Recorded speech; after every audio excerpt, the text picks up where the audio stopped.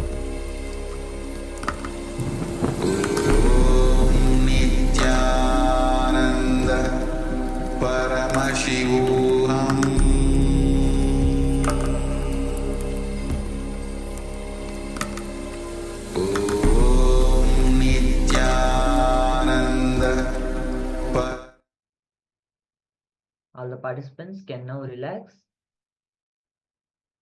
and start writing down all the revelations that you had during the power manifestation. Also, please put in the Zoom chat box for us to know. Later, we will be also confirming the power manifestation that had happened now. We'll start verifying very soon the power manifestation. Yeah, whatever has been revealed to you, it may be anything, any color or any object, whatever has been revealed to you, please share all the details in the Zoom chat. So when we project the image in few minutes, then we'll verify the result and how much you have manifested the power. Please take a moment and share your results in the Zoom chat.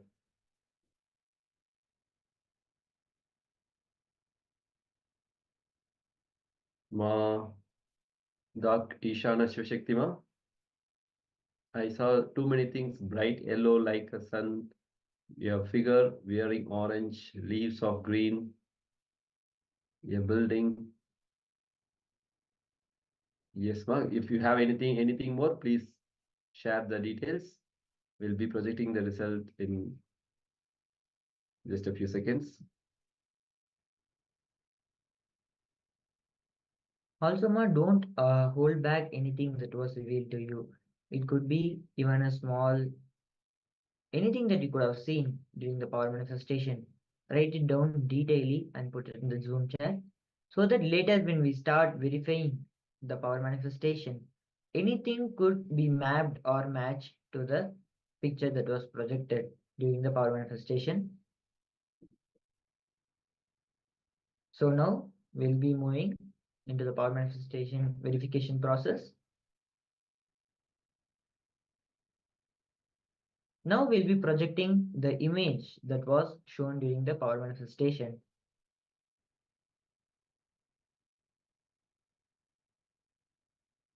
Yes, this was the image that was projected during the power manifestation.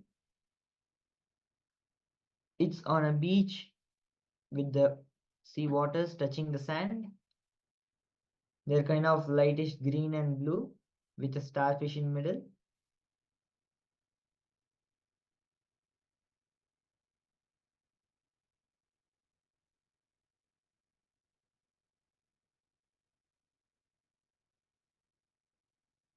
The participants can now verify.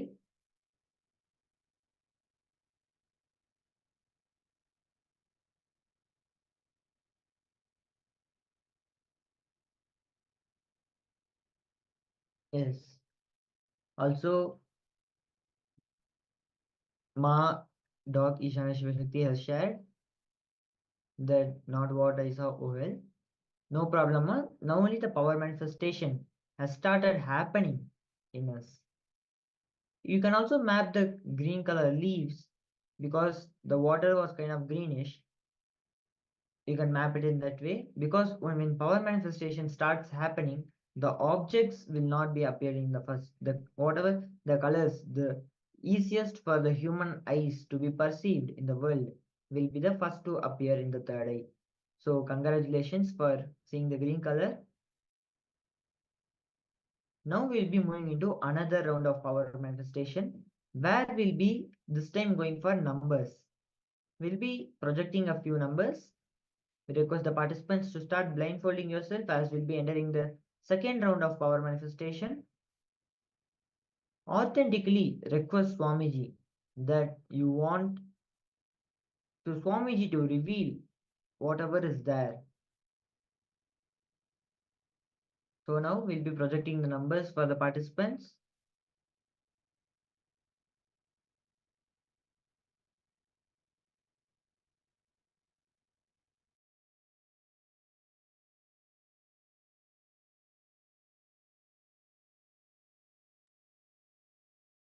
Yeah. Now we are going to project the numbers. So whatever it has been revealed to you, you can start. I mean, you can openly pen down whatever is revealing to you. Visualize Supreme Pontiff of Hinduism in your third eye. Swamiji is the one who is manifesting power through you. So bring your awareness in your third eye. Don't hold any self-doubt during the power manifestation. That is a very important component in the power manifestation. As when you hold the self-doubt, you will actually start doubting the power manifestation. We don't want that to happen. You should only visualize that Paramashiva is manifesting this power through you. So now we are ready for the next round of power manifestation, I guess. All the participants, please give a thumbs up if you are ready. Yes. So now we'll be entering into the second round of power manifestation, where we'll be projecting few numbers for the participants to start manifesting.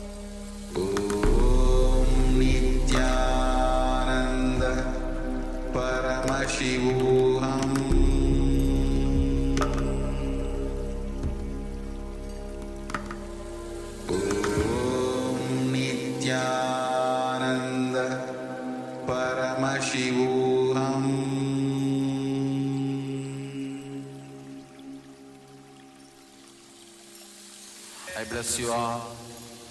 Let you all open all your three eyes.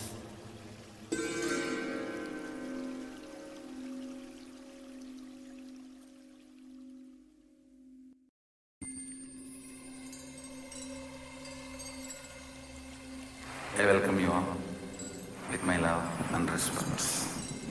Let you all open all your three eyes.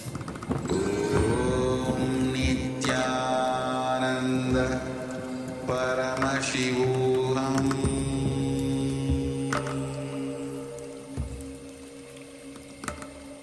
Om Nityananda Paramashivoham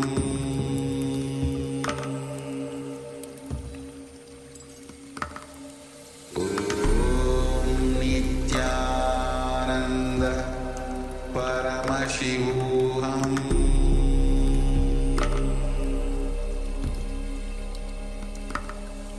Om Nityananda Paramashivoham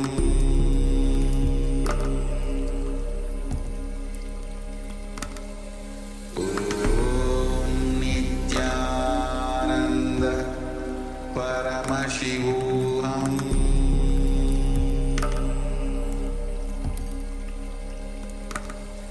Om Nityananda.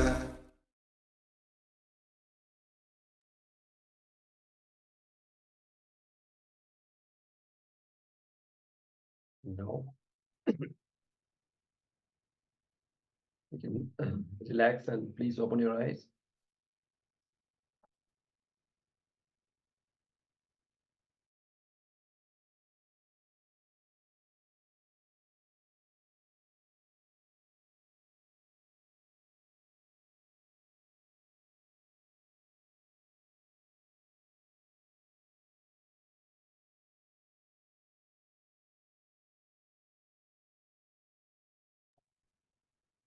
So you can share your results, whatever has been manifested, whatever has been revealed to you, whatever the numbers you have seen in your third eye.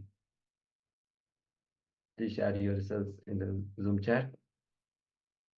We will be presenting the exact number in a few seconds.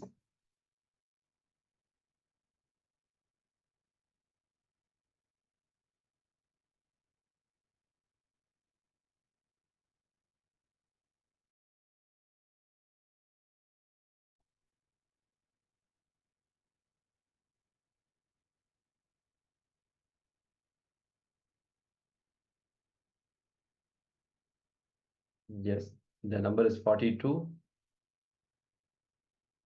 Anyone who got the numbers, we can raise your hand or just messages in the Zoom chat.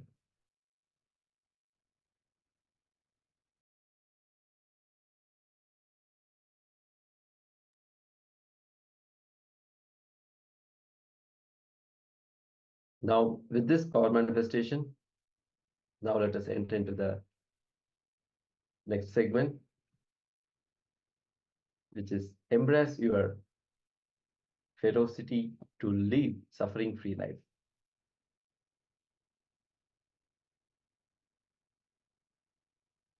When you embrace your ferocity, that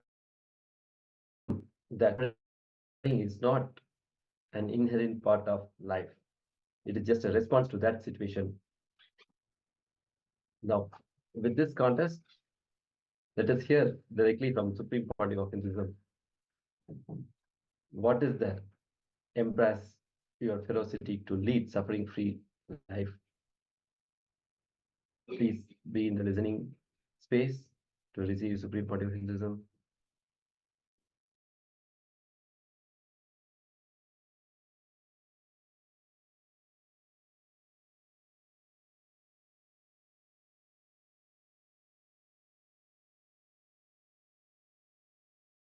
In the same way, in the same light. So what is my question, that does it mean that if we are suffering intensely, you are progressing on your path towards God? Two things. The statement which I made, the same wife, same life, same car, just a jovial statement. But to tell you honestly, neither your wife nor your car or your house is same as yesterday's. It is different. You can't step into the same river twice. I tell you, you can't even step into the same river even once. See, the moment you put your foot, before even it reaches the ground, water moves away. So, your wife is updating herself. Your life is updating itself. The whole existence is constantly updating itself.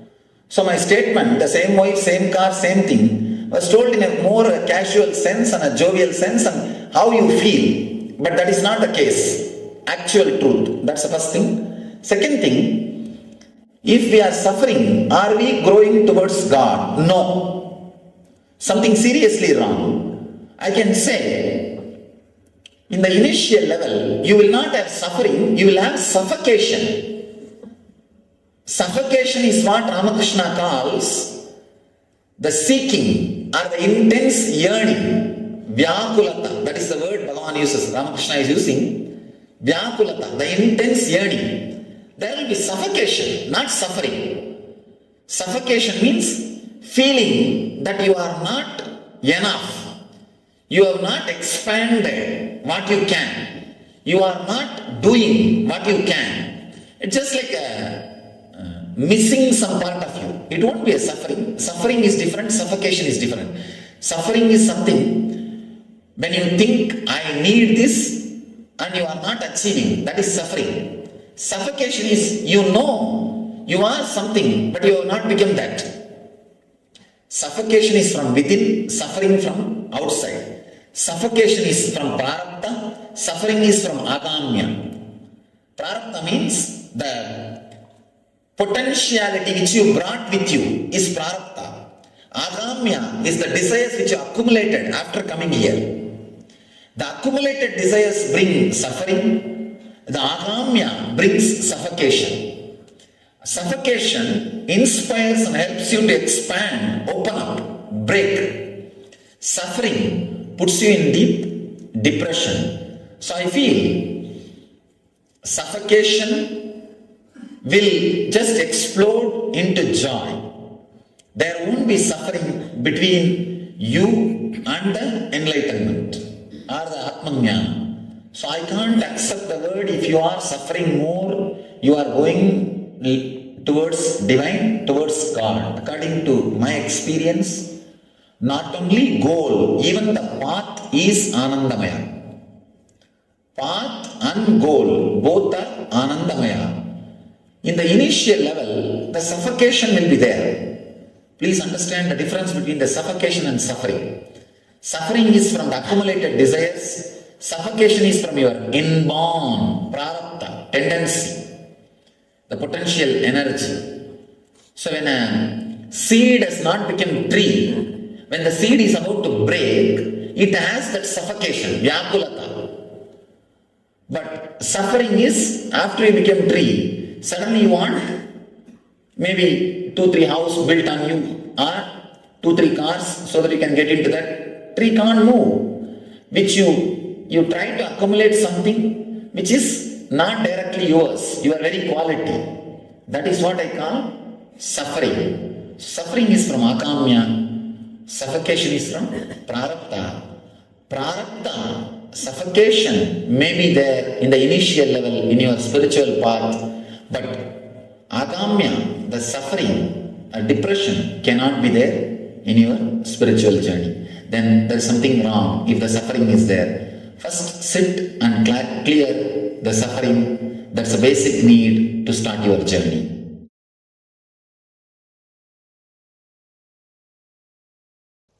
The first few important truths, the sacred secrets you need to know. Biggest human suffering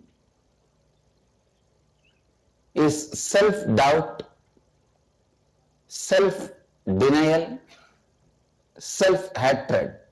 If I have to organize it one by one. Self-doubt, self-hatred, self-denial. First, it starts as self-doubt, flowers as self-hatred, becomes fruit in self-denial. That is the way step by step it moves. Please understand, the worst disease human beings suffer. I tell you, actually only after this self-doubt comes, God becomes human. I tell you, all your patterns, root patterns, the father of your root patterns, great-grandfather of your root patterns, great-grandmother of your root patterns, everything is your self-doubt, self-hatred and self-denial. The moment you want something, you declare to yourself, you will not get it. If you have to get it, you will have to struggle, literally give your whole life to it.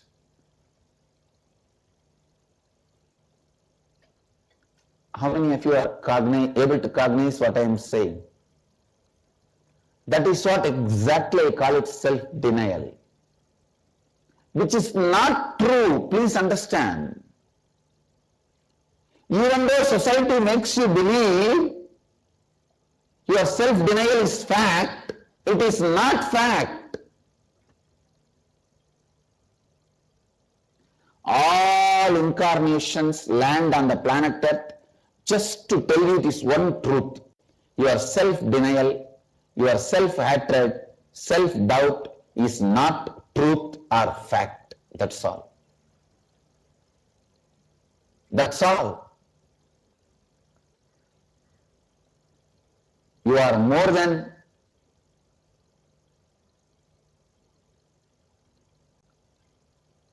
what you believe as you, because what you believe as you is framed by your self-denial, self-hatred and self-doubt. No one can give you suffering.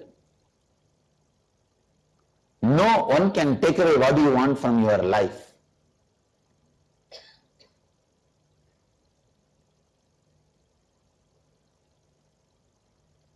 The great hope, the great truth,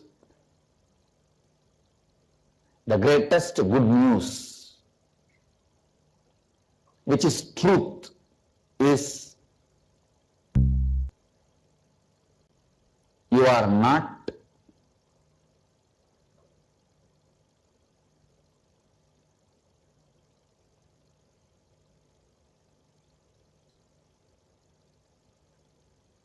an ordinary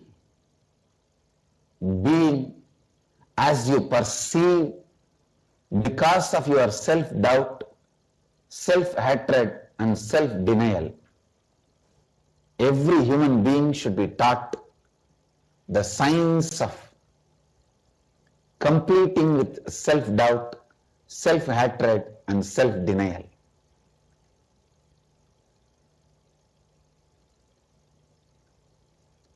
When you start working on this, completing with self-doubt, self-hatred and self-denial, so much of Kundalini energy awakens, that energy will automatically guide you to create what you want, achieve what you want. That energy will automatically liberate you, lead you to ultimate enlightenment. In my temples, only 3 demons will be portrayed. That is self-doubt, self-hatred and self-denial. People should complete with these 3 and only then enter my temple. Only then you can enter into the space of divine. Please understand, all hatred you have with others is hatred which is there in you, about you. All doubt you have about others is nothing but the doubt you have in you. All denial you have about others is nothing but the denial you have about you inside. Complete these three inside, you will see suddenly the world will be different for you. I am not saying world will become different for everyone, it will become different for you. Because ultimately, you create your world. You create your world.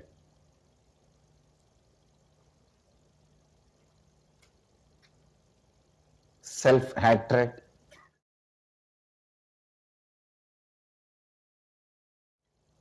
naturally creates hatred about you everywhere. Self-doubt naturally creates doubt about others in you, in others about you. Self-denial naturally makes you deny others, others you. That is the source of all sufferings.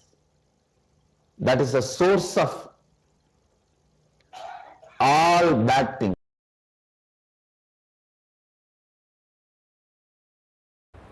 Patanjali explains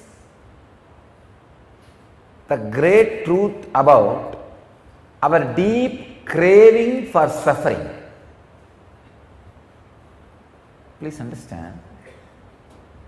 Constantly we crave for sufferings. So many reasons. One, when suffering happens to you, you get lot of attention from others. Many kids fall sick just to get mother's attention. Otherwise, mother is too busy. By and by, your unconsciousness learns the habit. If you fall sick, you will have attention. The next step is not only to get others' attention, even to get your own attention, you fall sick. You think if you don't fall sick, you are not attending yourself. You are too busy and society demands you to attend too many things. Body and mind says, no, fall sick, that's the best thing.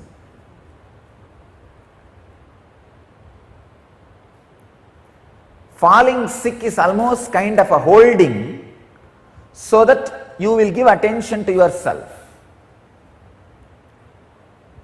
And unfortunately, by and by, mind learns this technique and permanently falls sick, makes yourself handicapped. That is what is some inferiority complex about your body structure, some inferiority complex about your mental structure, some inferiority about you, whether you are beautiful or not, some inferiority about which you don't have, can never have.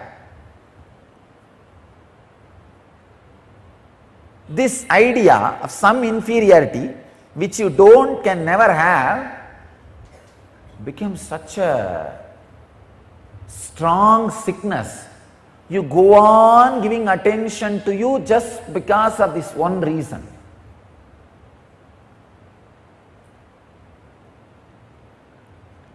Suffering gives you a kind of a heaviness, shape, identity, feeling of existence, boundary.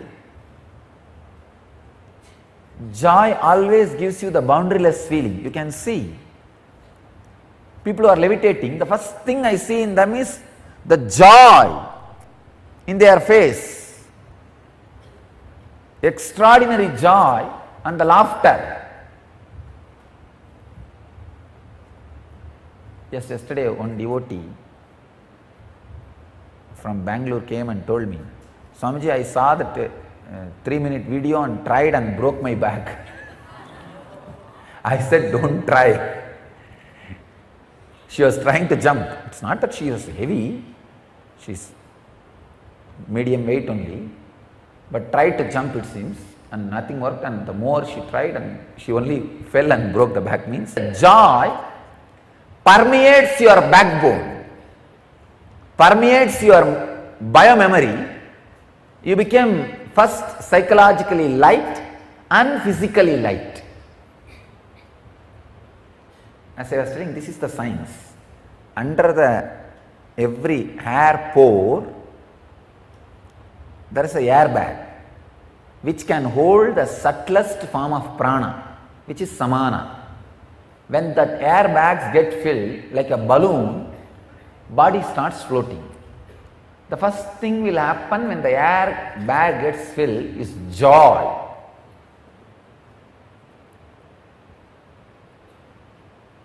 Even when you work out physically, if you bring joyful memories, that air bag will get filled. Never have violent memories, violent thoughts when you work out. When you move your body and put weight on your body, start working out, don't have violent thoughts. Let it be more romantic and pleasant. Have photographs of the people or memory of the people who create romance and pleasant feeling in you, not violent, aggressive. If you have that pleasantness, romance, the samana will get filled.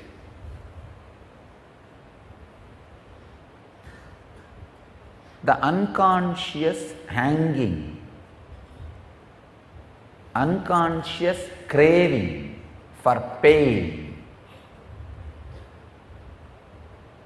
is one of the worst engram with which humanity is suffering.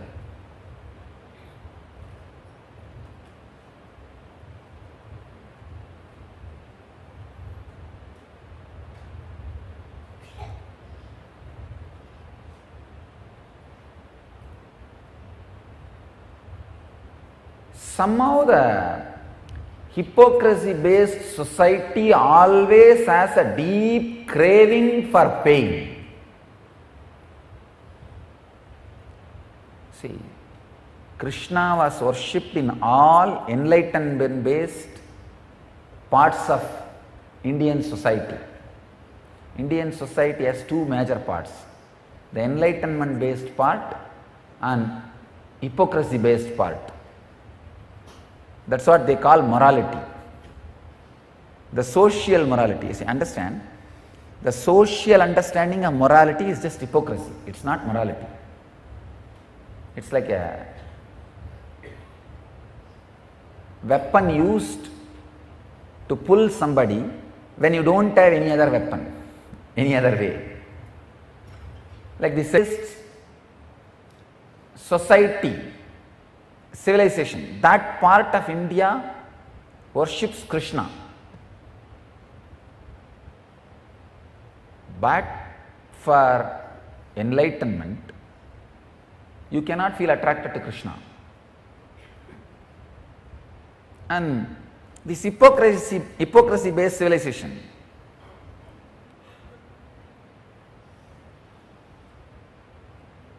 they go on worshipping suffering.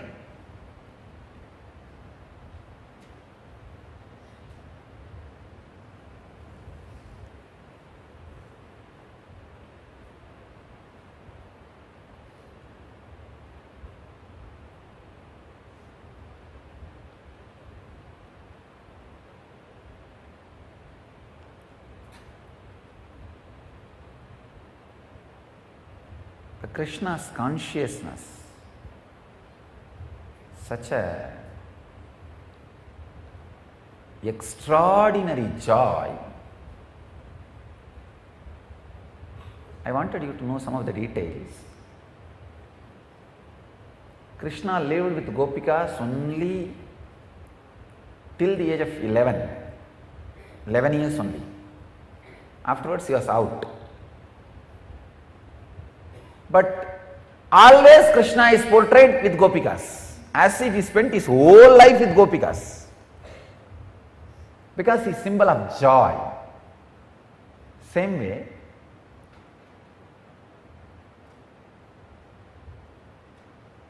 he lost and ran away from one war and got killed by a hunter. Can you? I think many of you may not even know this story. Krishna was murdered. He was killed by a hunter with poison arrow. You would have never even heard this story. You will never see a photograph or a statue of Krishna being killed, because he is representation of joy.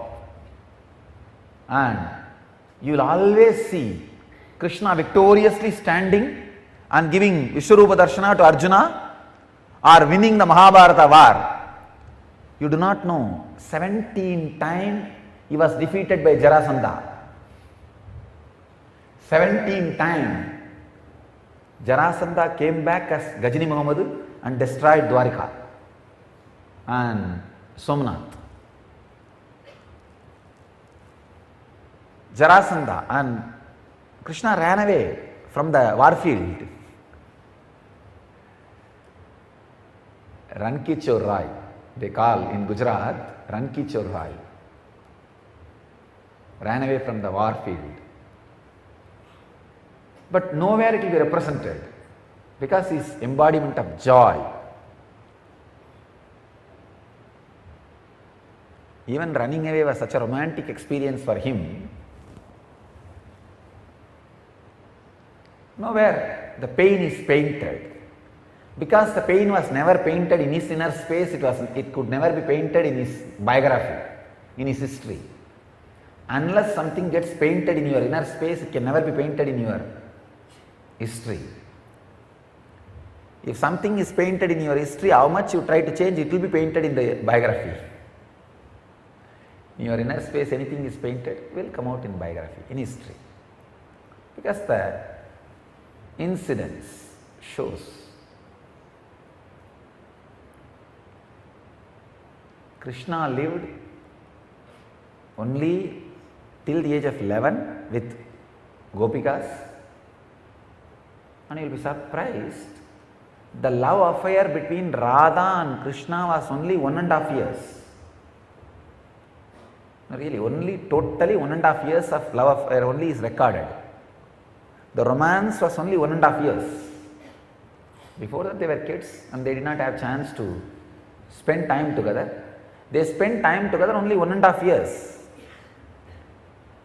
But if you see, they are shown as eternally together. Anywhere you see, Radha will be there. Where Krishna is there, Radha will be there. Whether it is a temple or painting or statue or anything. But one funny thing, Sita was away from Rama only 6 months. Only 6 months. But always the Ramayana is portrayed as if they suffered a long separation. Chronologically, it is just 6 months. 13.5 years they had such a funny, romantic life in forest. Really. 14 years of forest life, 13.5 years, they had a very very graceful and great romantic life. 13.5 years, because they were living with 7 rishis. Only that 7 of them know Rama is incarnation. Nobody else knows he is an incarnation. So he was taken care by 7 people who knows he is an incarnation.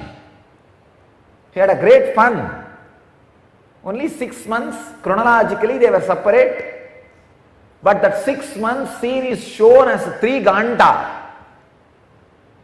Aranya Ganda, Sundara Ganda, Yuddha Ganda. 3 cantos for 6 months. Here, it's only 1.5 years of romance, and it is shown as a whole life. So the idea they represent.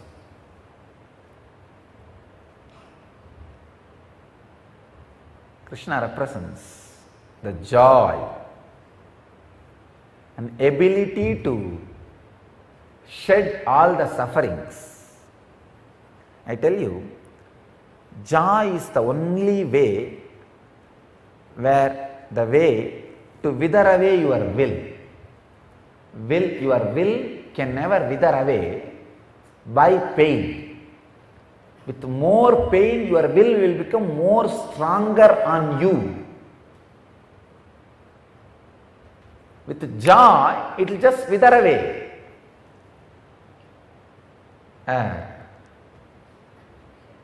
It will just be an ecstasy.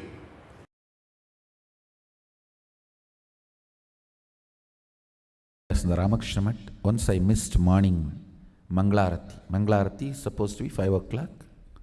I missed Manglarati. I did not try to find out what is the reason, what must be the pattern, I should complete with it. No QTPI analysis. No.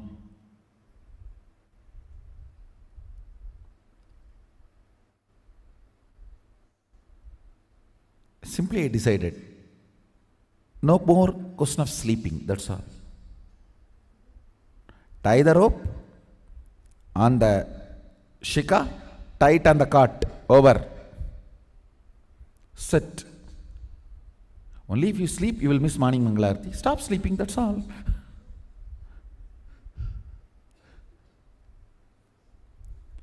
The ferociousness was such.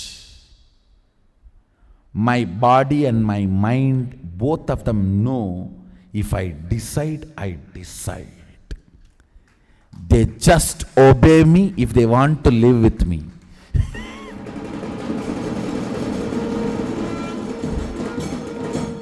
Understand, both of them know, they simply obey me if they want to live with me. Never again, ever, I missed my morning Mangalarati. It's not that I completely stopped sleeping. Maybe next few days I didn't sleep. But the body and mind learnt the lesson. This guy cannot be bent. He cannot be bent. You simply have to listen to him.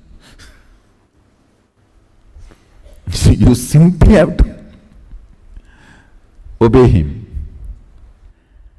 When there is a problem in others, you deal ferociously. When there is a problem with you, you do it very QTP. It should be the other way. When there is a problem with others, specifically do the surgery only where it is required. When there is a problem with you, your whole being should be made to shiver by your ferociousness.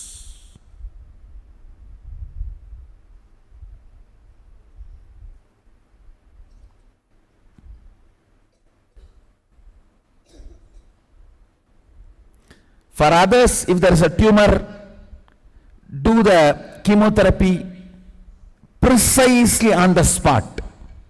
For you, if there is a tumor, just walk into fire.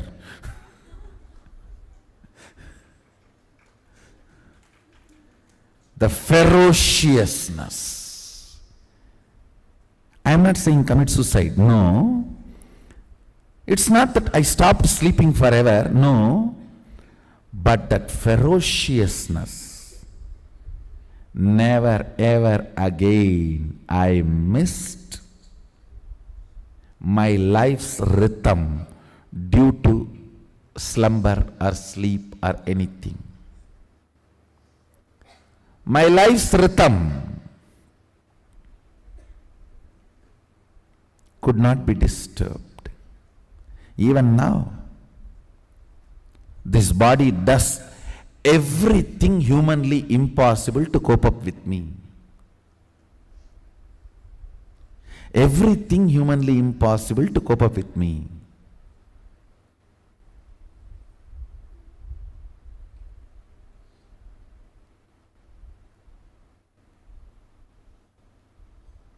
It is no more a tantrum throwing girlfriend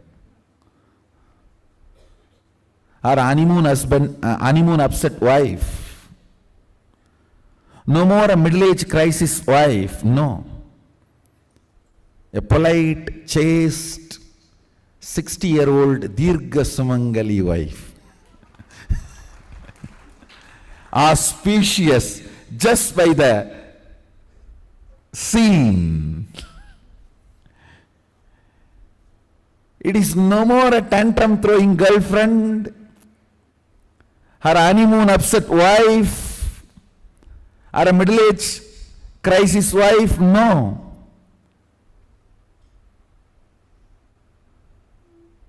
Polite, subdued, dedicated, chaste, 60-year Dirgha Sumangali.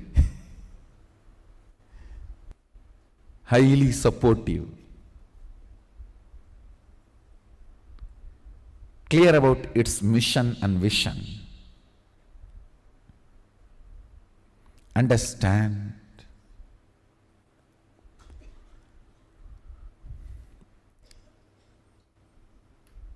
Anything stands as an imagination in the length level, visualization in the breadth level, declaration in the depth level. If you open your time with ferociousness, it just sinks into space level.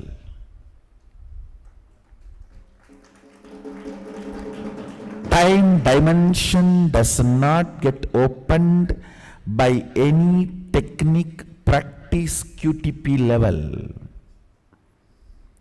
Time opens and lets the visual imagination, visualization, declaration become part of your space only by ferociousness.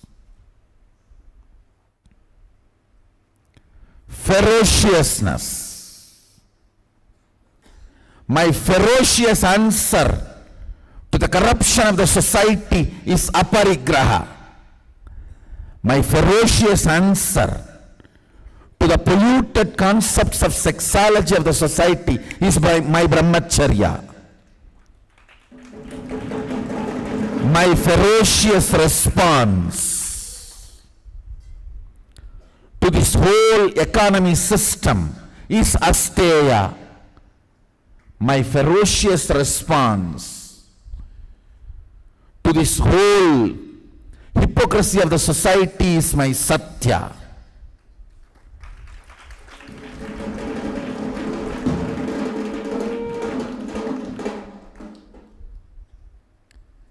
My ferocious response to the whole violence of the humanity is my ahimsa.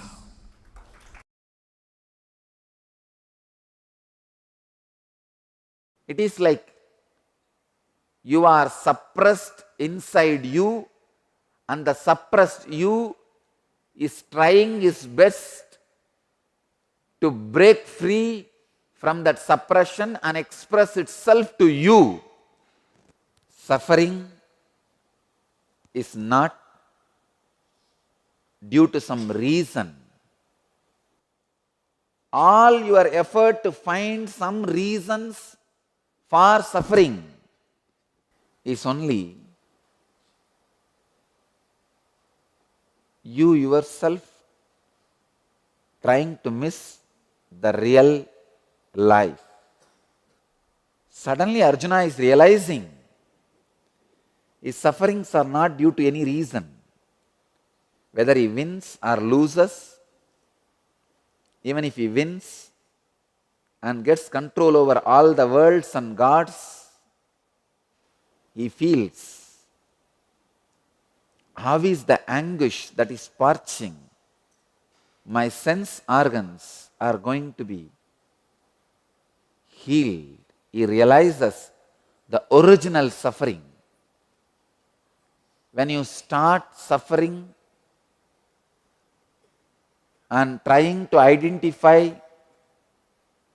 some engrams, some reason for the suffering, if you did not find the reason you are blessed, then you will realize suffering has no reason.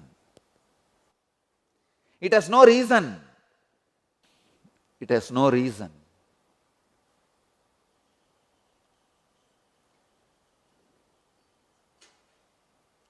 your existence is suffering. The cosmic existence is suffering to express its existence through your existence. It's like a child trying to come out of mother's womb. The enlightenment is trying to come out of you. You find your boss as a reason for your suffering, again and again you will take birth to take revenge on him. If you find your relationships as a reason for your suffering, you will again and again take birth to take revenge on them. If you find human society as a reason for your suffering, you will again and again take birth and become a terrorist. Please understand, even blaming yourself is wrong cognizance. The whole Gita, Krishna does only one job, telling Arjuna not to take wrong cognizance and letting Arjuna's suffering remain as original suffering and evolve itself to its Anandagandha so that just action happens. It becomes reality without Arjuna taking wrong cognizance.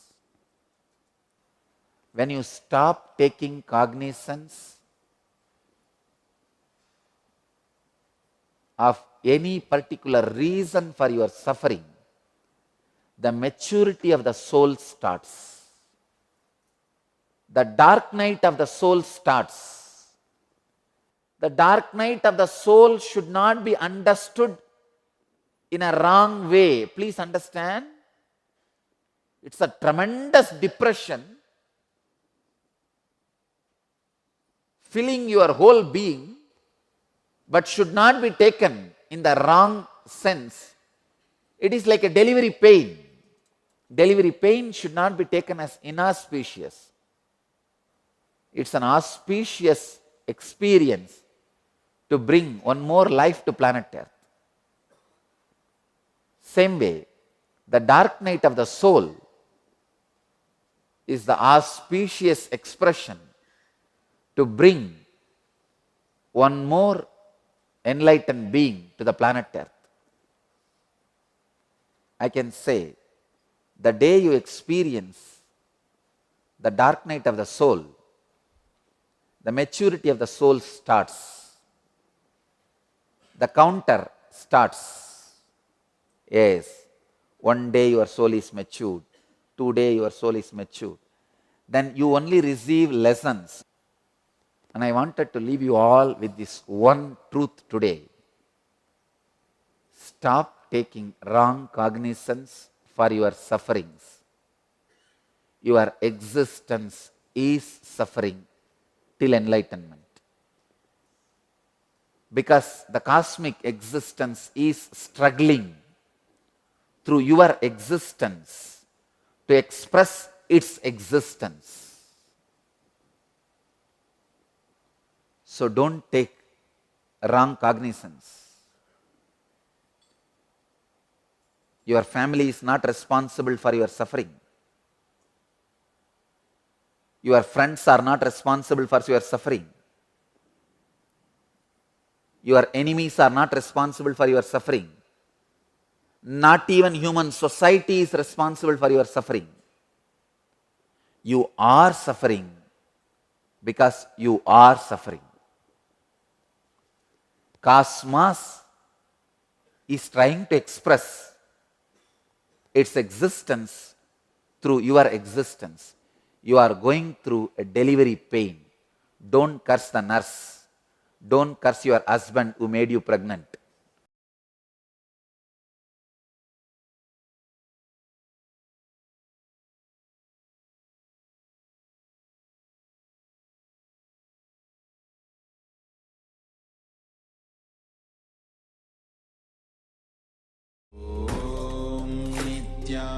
Nityananda Paramashivoham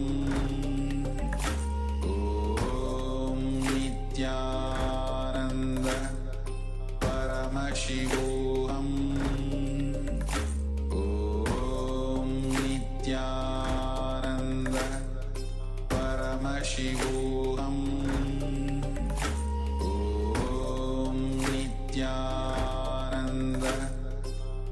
Paramashivoham Om Nityananda Paramashivoham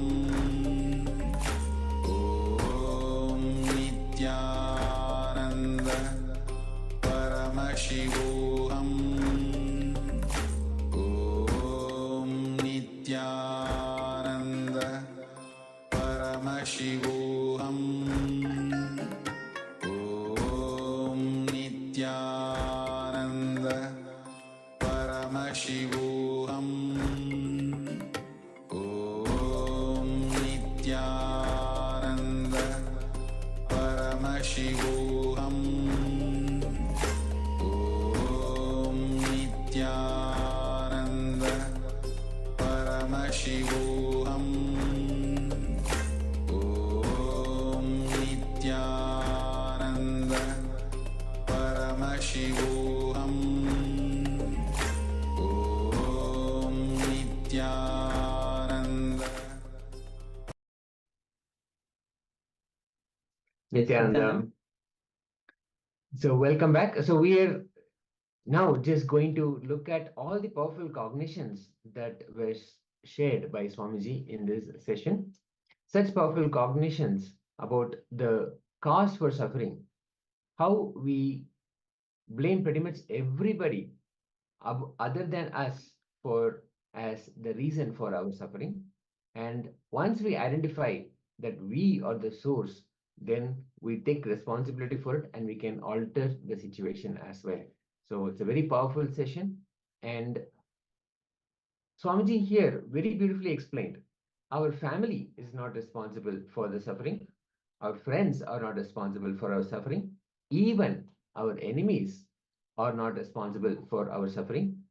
Not even human society, because all of them we blame, we shift the responsibility towards. None of them are responsible for our suffering. We are suffering because we are suffering. We are creating that for ourselves. So what is suffering? Suffering is something when you think I need this, you are not achieving. That is suffering. So when you are in search of something, when you need something, but you're not achieving it, then suffering starts. And suffocation is, we know we are something, but we have not become that. We know that we are capable, we can become something, but we still have not become that. Suffocation is from within and suffering is from outside.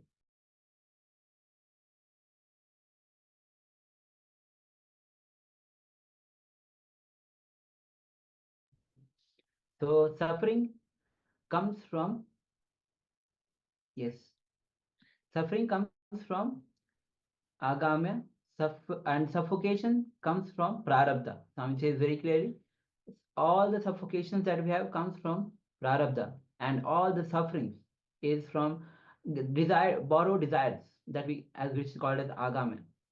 Yes, and the biggest human suffering that Swamiji puts is the self-doubt, the self-denial, and self-hatred. In fact, he was saying how in the temple, these are the biggest demons that he will put, and everybody who enters have to complete with those. And once we complete, then we can enter into the temple and receive all auspiciousness in our lives. So first, we'll sit and clear the suffering. That's a basic need to start the journey. The self-denial, self-hatred, and self-doubt are not truth or even fact. We are more than what we believe as ourselves. What we believe as ourselves is just framed by all these self-denial, self-hatred, and self-doubt. The ultimate truth is that nobody can give us suffering. No one can take away what we want from our life. So when we complete with all these three, the SDHD, only then life really starts for us. Actually, Swamiji says that his mission itself is to clear the SDHD of the whole humanity itself. Self-doubt, self-hatred, and self-denial. So no one can give you the suffering. So when self-denial naturally makes you deny others and others you. So because you have so much of self-denial, you deny others and others start denying you. So that is the source of all the sufferings. that is the source of all the bad things. And again, we have to understand nobody else can give us suffering. All the hatred that we have with others is hatred which is there in us, about us. Only that hatred that we carry about ourselves, we portray, we project on others, is nothing but the doubt that we have in ourselves. Same way, all denial about others is also the same. It is just the denial that we have about ourselves inside. When we complete with all these three on the inside, we'll see suddenly, very beautifully, the whole world will be different for us. So now we'll be entering into the exercise itself. So pick up the incident you need to complete with. So you need to identify the incident, pick up the incident, and complete with it. The incident when you developed the incompletions you need to complete with. So the incident when you developed the incompletions you need to complete with, sit with yourself, relive that whole incident in your inner space. Because Swami says again and again, reliving is relieving. So when you identified the incident, just go back to the same incident, whatever you were that time. Forget the present situation, present intelligence, present environment. Just go back to that situation as if you are there right now with the same intelligence as you had before. Same situation you had that in that incident. Same color of the cloth, same color of the environment, everything as it was. And relive to relieve. Yes, so this is a very powerful exercise that will help us come out of all the patterns, all the self-doubt, the self-hatred, self-denial patterns. Now, first, let us sit and identify the earliest incident when we encountered self-doubt or self-hatred or self-denial. Let's just identify those incidents. When did we start hating ourselves? When did we start denying ourselves and we started to withdraw from life? And when did we start to have doubt about our own self, about our own ability to achieve something or become something who we know we can become? So, all of these incidents, at least let us pick out the first incidents or the earliest incidents in our life that we are able to remember at this point and go back to that incident, go back to that time and that place and relive. Again and again, Swamiji reminds us reliving is not remembering. Remembering is you sitting here as, let's say, the 30 or 35-year-old person and thinking about, recollecting about an incident that happened maybe when you were 4 years old. That is remembering. Reliving is you becoming that 4-year-old boy or girl.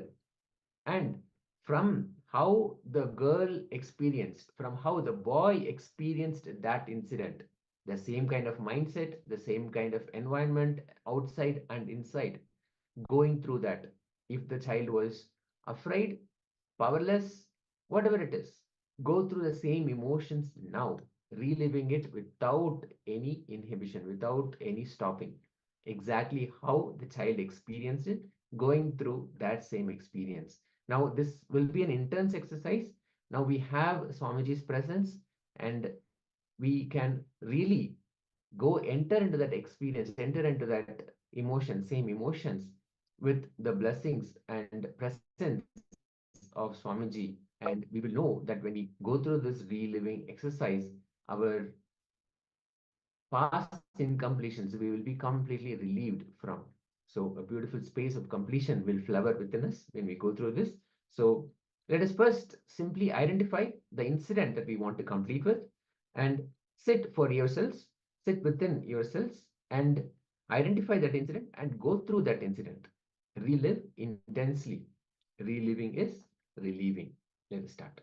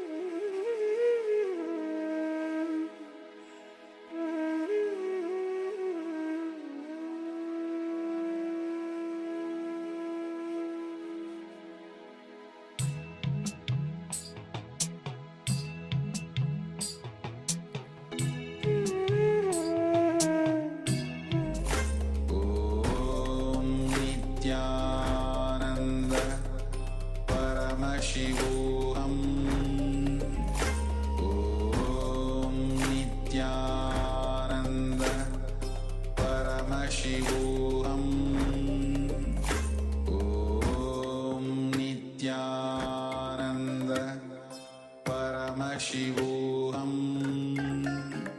Om Nityananda.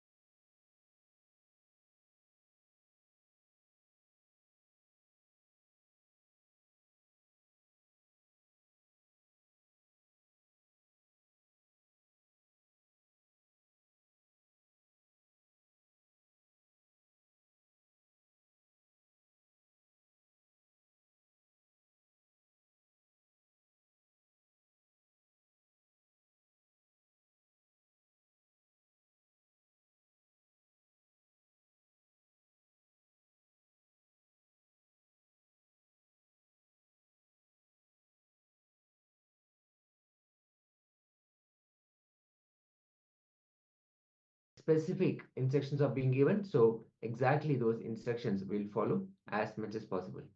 Any questions that you have, feel free to reach, comment. Any steps you have confusions, please go ahead and ask the questions. So the first step was the Vajrasana, sitting in the Vajrasana. Next step is Nari Sodhana Kriya. So this is taken from Hatha Pradipika. It says, Yoga Pramana Chandrena Puryate. And the translation of this is a beautiful verse that is taken from Upadesa 4, verse 11 and 13.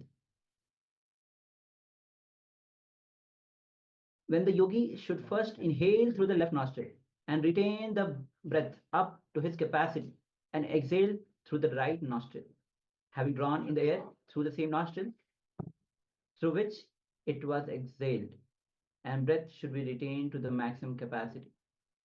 Then the exhalation should be done through the other nostril very slowly and not in haste. So we will be projecting the instructions so that you can be comfortable with the instructions and perform the Nari Shodhana.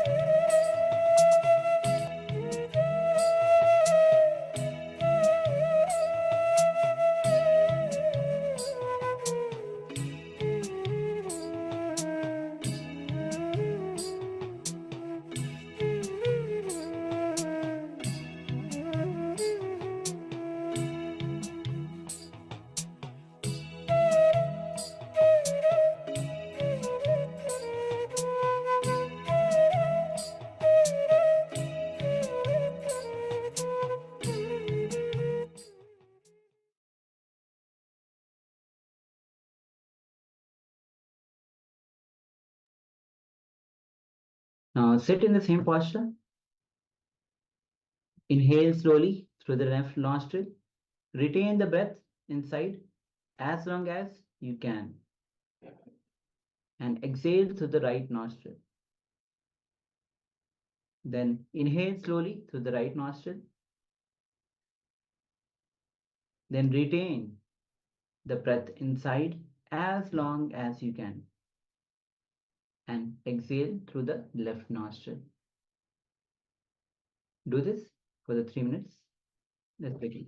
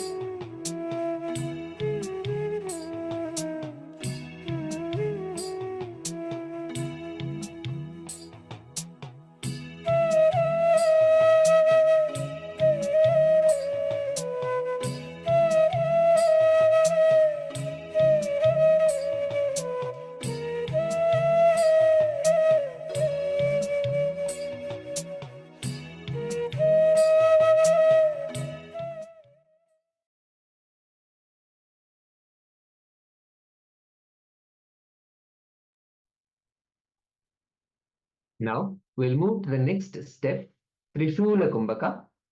First, we'll understand what the Trishula Kumbhaka is. It is from Trishula Kumbhaka Paddhati. Always inhale through the nostrils and mouth together at a time.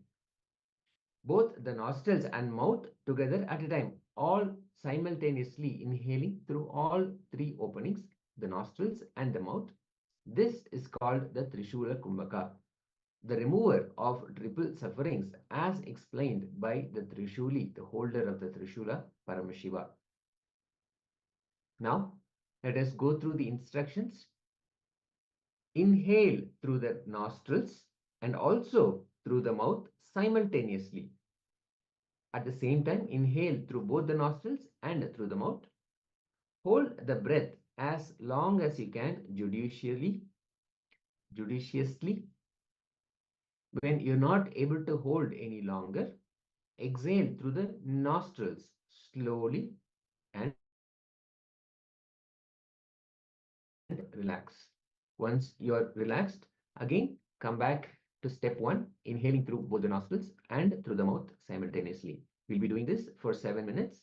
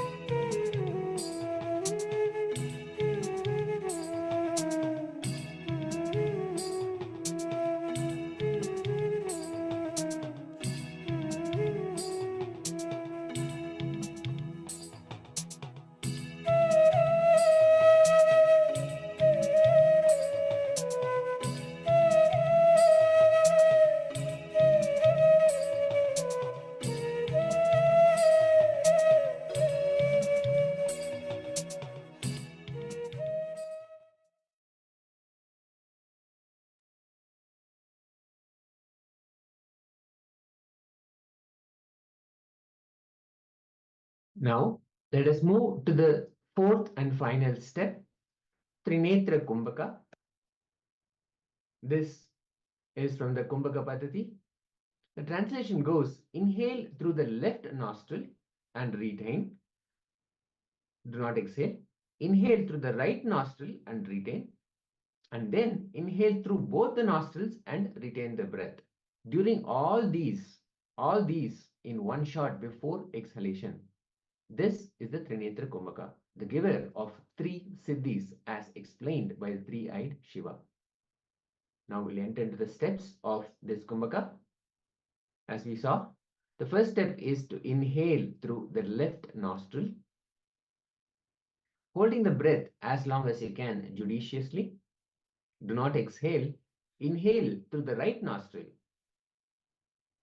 Again, hold the breath as long as you can judiciously. Again, without any exhaling, inhale through both the nostrils. And hold the breath again as long as you can judiciously.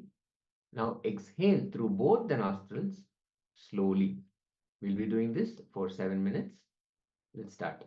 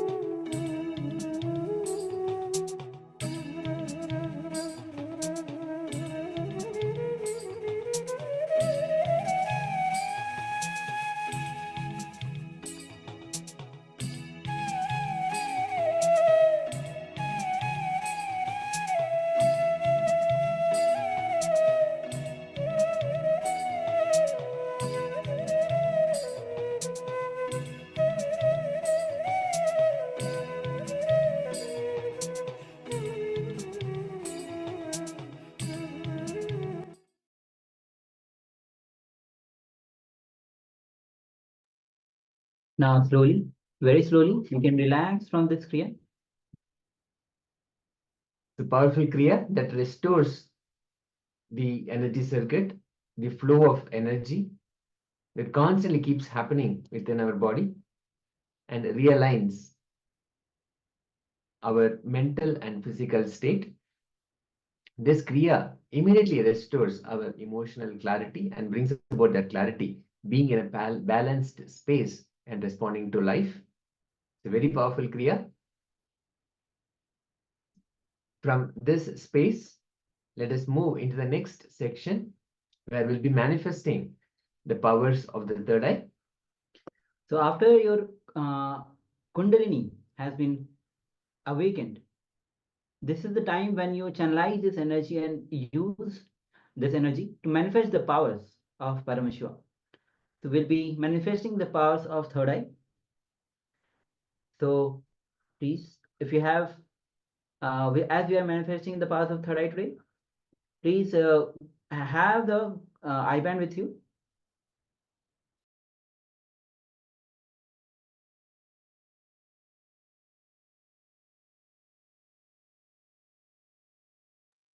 Have the eye band with you.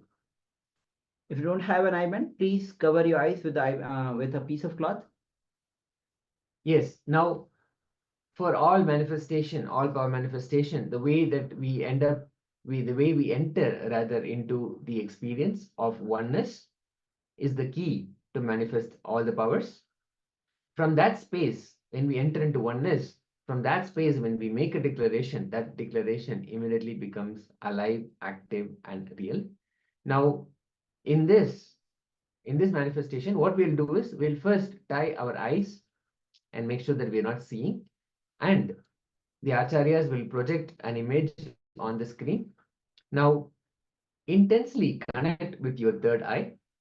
Manifest Paramashiva in your third eye region. Visualize that Swamiji has landed in your third eye region. And simply ask your third eye, ask Swamiji to reveal the image that is being projected. Whatever is being projected, we'll compare after the manifestation. So we'll see what was revealed by your third eye and exactly what was being projected. As always, the oneness is the key for us to manifest the powers. So decide that you will enter into the space of oneness with Swamiji, oneness with Paramashiva, and from that space, declare that whatever is being projected has to be revealed to you. Request that whatever is being projected has to be revealed to you. So let's get ready. We'll be projecting the image now on your screen. Let's begin this manifestation.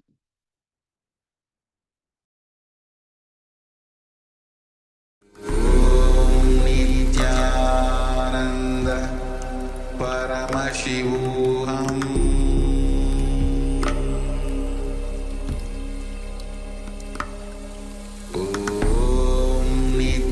Nityananda Paramashivoham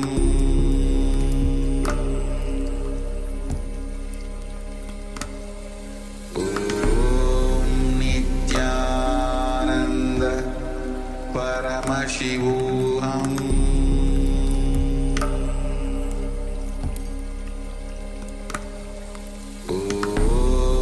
Nityananda Paramashivoham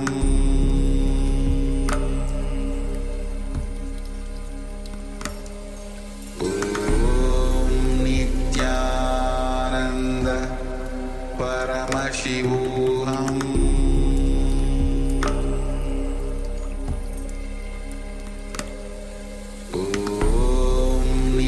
Nityananda Paramashivoham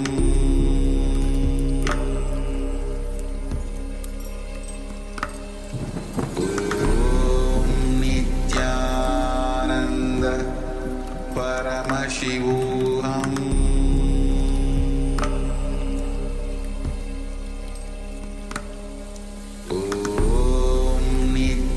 Nityananda Paramashivoham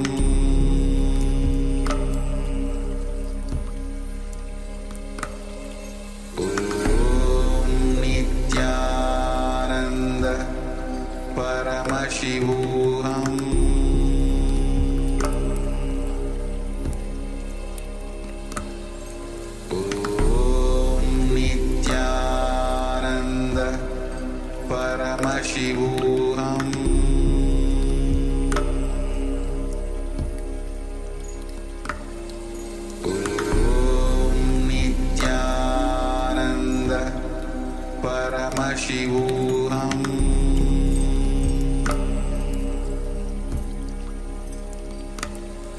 Om Nityananda Paramashivoham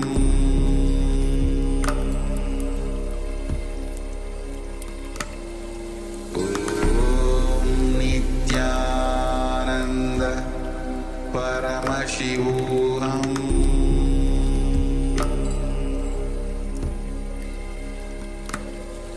Om Nityananda Paramashivoham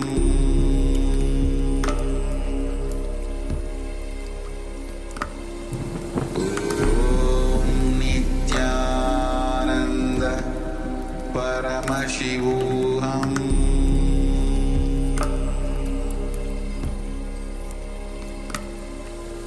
Om Nityananda Paramashivoham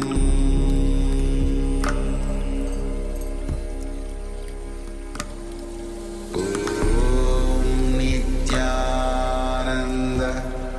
Paramashivoham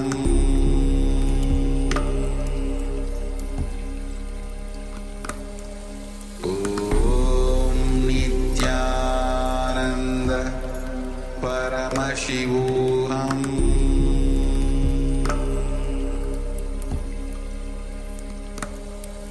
Om Nityananda Paramashivoham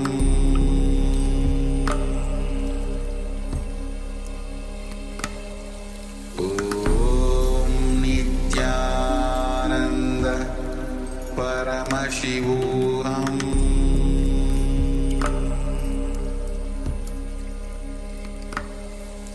Om Nityananda Paramashivoham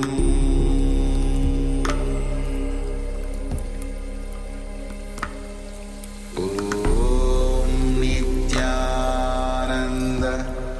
Paramashivoham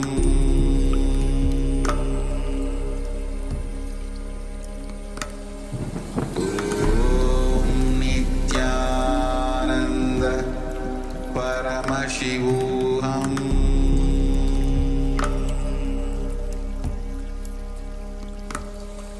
Om Nityananda Paramashivoham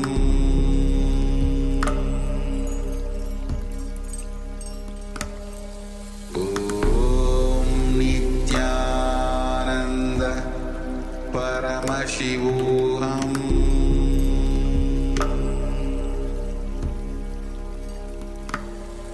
Om Nityananda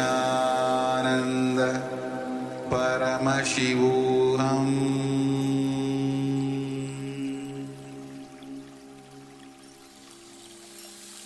I bless you all. Let you all open all your three eyes.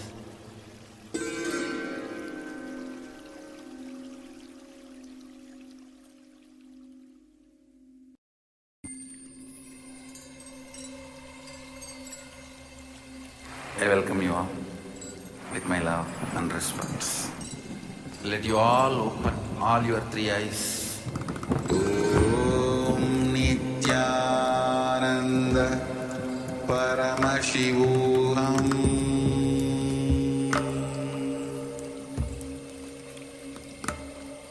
Om Nityananda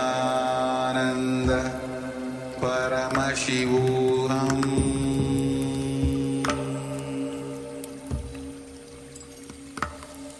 Om Nityananda Paramashivoham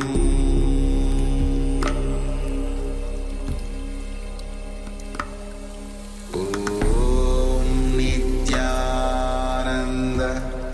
Paramashivoham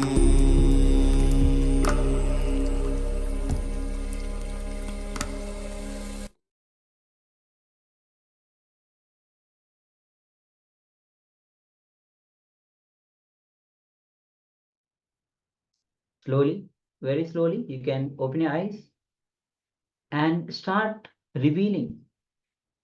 Start to pen down and share what was revealed to you through your third eye. What Paramashivah revealed to you through your third eye. And share with us on Zoom as well what was revealed to you by your third eye as the image that was being projected. So take a moment to share all the participants in the Zoom, all the participants in the YouTube. Please go ahead and share.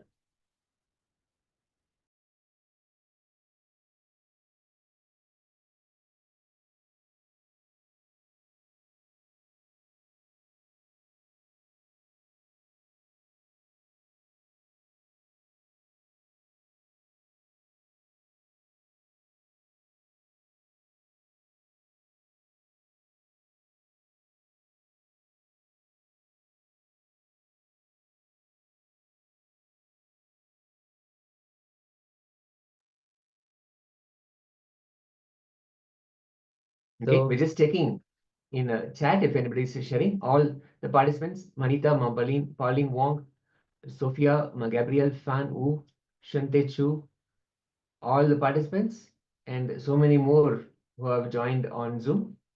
Share what was revealed so that we can compare and see before we reveal what was being projected. So we'll just take a moment before we project.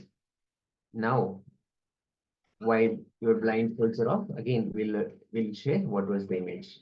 So all the power starts manifesting through the oneness.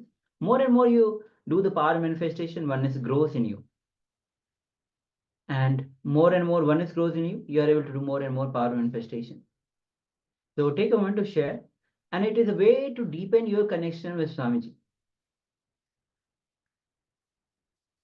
So once you're done with the sharing, please let us know what was revealed to you, anything that you saw, whether the color, the shape, any form that you saw, any particular form, any shape, even you had a thought of it. Just share. And remember, it's everything, whether it's manifesting or not, whether you are able to manifest it properly or not, correctly or not, everything is on Swamiji. So you be totally relaxed. Yes, you have to remember Swamiji is manifesting through us. And Ma Gabriel is sharing mountain with snow cap, green tree, looks like a bonsai tree. Okay, fantastic. That is awesome. So now let's verify. We'll be projecting the image which was being projected. Wonderful. So as you can see, it's a mountain with the snow cap and green tree, which looks like a bonsai tree. Yes. Awesome. Fantastic. Thank you so much for sharing. So now we'll enter into the next round of manifestation. Yeah, just information about the mountain itself. So mountain is a Kilimanjaro mountain, and which is actually located in Tanzania, one of the country in South Africa, actually Africa. And it is known for being the highest peak in Africa, which is approximately 5,895 meters. So now let's quickly cover your eyes. We'll be entering into the second round of this manifestation. Once again, we'll blindfold and we'll be projecting another image. Intensely connect with your third eye. Intensely be in the space of oneness with Paramashiva, with Swamiji, and ask for the image to be revealed. Yes, we see some participants have the eye bands on their eyes. Mafan were great. And other participants, please switch on your cameras and cover your eyes with eye bands. We're going for the second round of this manifestation. Okay, so let's begin this manifestation.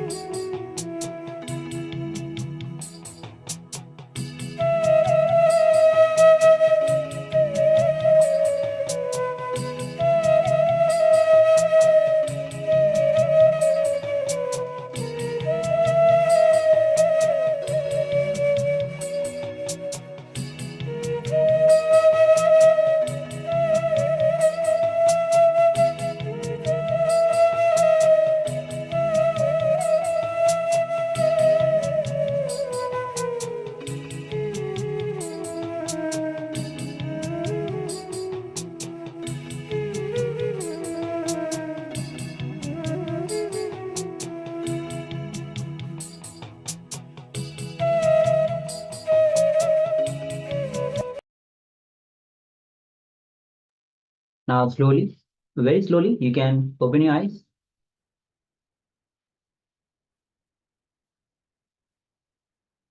And share what was revealed to you through your third eye.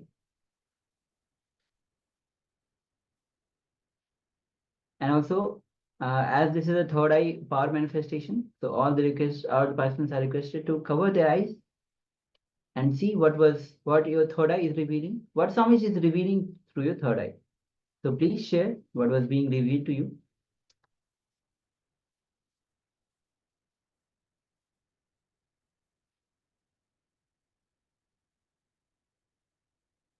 For the participants, Sanjayori, Ma Pauline Wong, Ma Mahabhairava, Shanteshu, please switch on your cameras and let us know if you have participated in this power manifestation. Ma Gabriel Harris. So we have sharing. Ma Fanu says cloud and fog and mountain. Great, awesome. And previously we had Ma Gabriel Harris who says dolphin jumping in the ocean.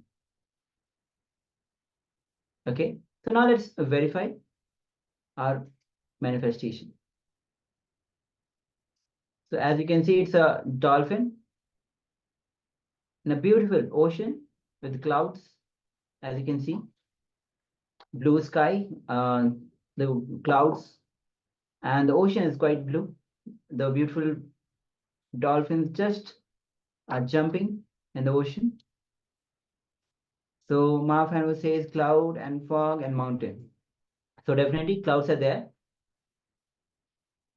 As it's ocean, so there's no mountains now. So Gabriel Hyde says dolphins jumping in the ocean. Great. So thank you for the manifestation. You have actually manifested the power of third eye.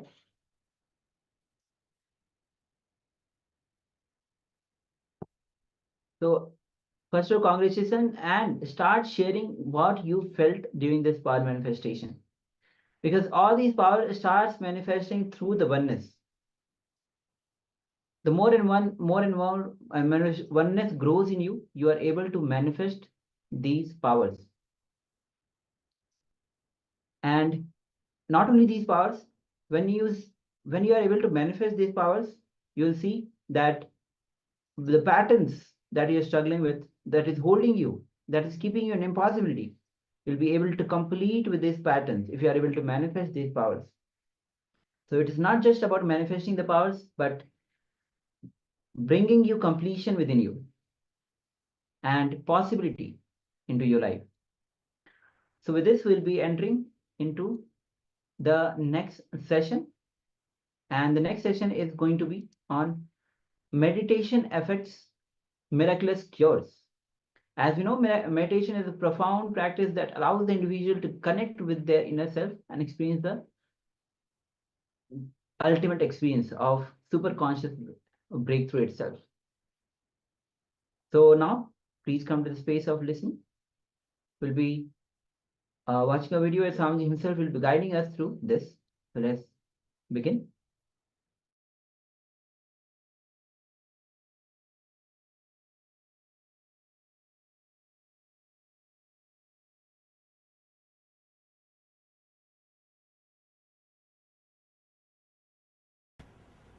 Whatever the solutions to the problems which you are facing in the life, anything related to intelligence is directly connected to this topic, from subconsciousness to superconsciousness. Whenever your activities, your thoughts, your mental setup are subconscious, you directly go towards suffering. You travel towards mithya, means which is ephemeral. The moment your words or your deeds are with consciousness, you simply travel towards superconsciousness, nitya, the eternal or eternity. All our growth, if at all you consider that somebody is growing, It can be only in this direction, from subconsciousness to superconsciousness. If you are moving from subconsciousness to superconsciousness, only then you are growing. Otherwise, you are only getting aged, getting old. Getting old is not growing. Anubhava is not anubhuti. In Sanskrit, we have two words, anubhava and anubhuti. Anubhava means just getting old. Anubhuti means learning from the experiences. Anubhava is getting experiences. Anubhuti means learning from that experiences. A simple example. There are people who learn from experiences. First they touch the cigar fire and then they understand, oh, cigar fire will burn. Then they touch the matchbox fire. They say, oh, matchbox fire burns. Then they touch the oven fire. Oh, oven fire burns. They touch one by one all fires.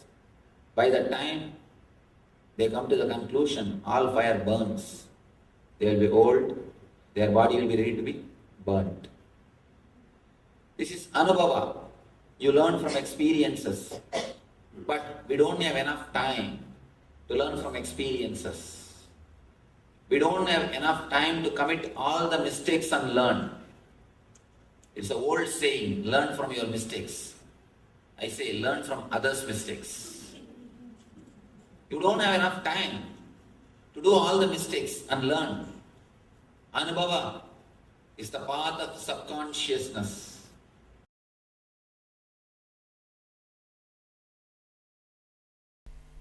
The constant illusory fear and illusory courage, illusory greed and illusory pain, illusory pleasure, illusory sufferings created in you is responsible for various actions and changes happening in you. Please understand. If I had to reveal the sacred secret to you, honestly, a very important sacred secret.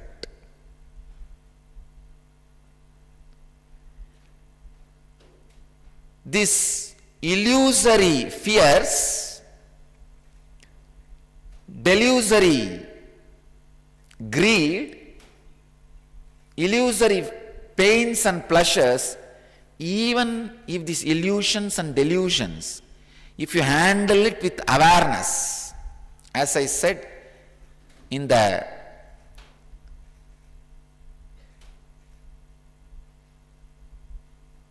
previous satsangs, just 2 sutras ahead of this sutra, 2 sutras before this sutra, like how I explained the time concept, whether worrying about the past or worrying about the future is happening in me in present, this moment. So same way, whether illusory fear or delusory greed is happening in me, which is reality. I am real, in me in this delusion and illusions are happening.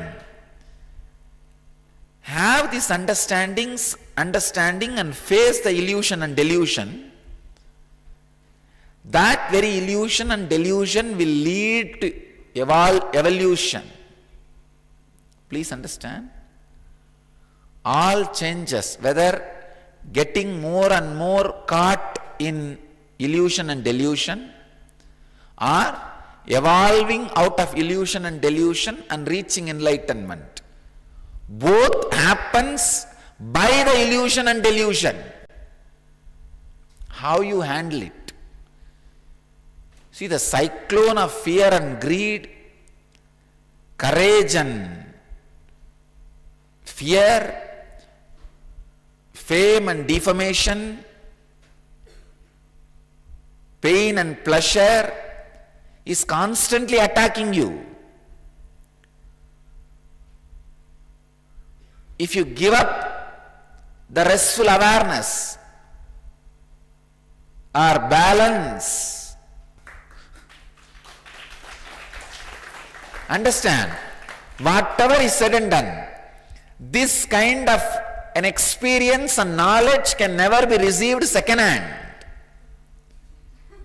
I tell you all, before the scandal, I was talking, I'll make at least few lakh people enlightened. Now I tell you courageously, at least few million people I will make them enlightened. It's like a cyclone constantly happening on you.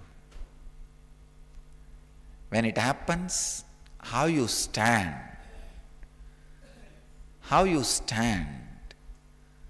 Are you standing with awareness and larger, broader strategy planning, or are you shrinking and shivering and shaking?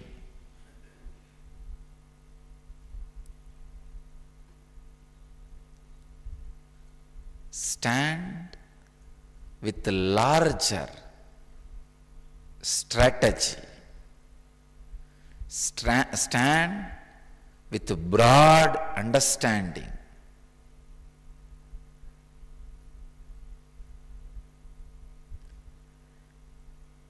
Actually, this persecution has made us immortal. Now we know.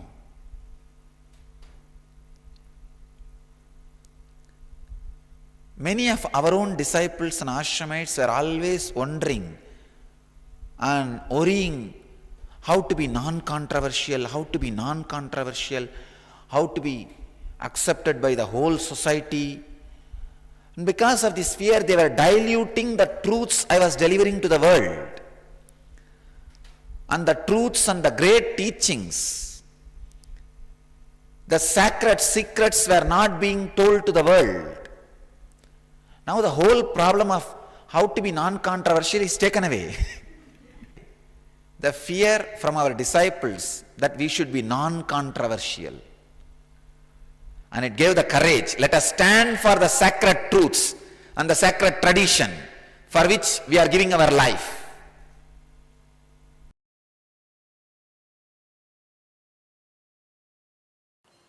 In my experience, I have always seen, only when the right understanding clicks, something starts bubbling in your heart, gushing. That is what I call bhakti. Oh God, I was wasting my time so much with this foolishness. Whenever some great understanding happens, past just withers away from your system as a load. It just withers away. It's like some big cancer tumor with which you are suffering, just dried and fell out of your body. How you feel, oh God, I was supporting it so long, unnecessarily. I'm relieved. Out of that relief, something gushes in your heart. That's what I call bhakti.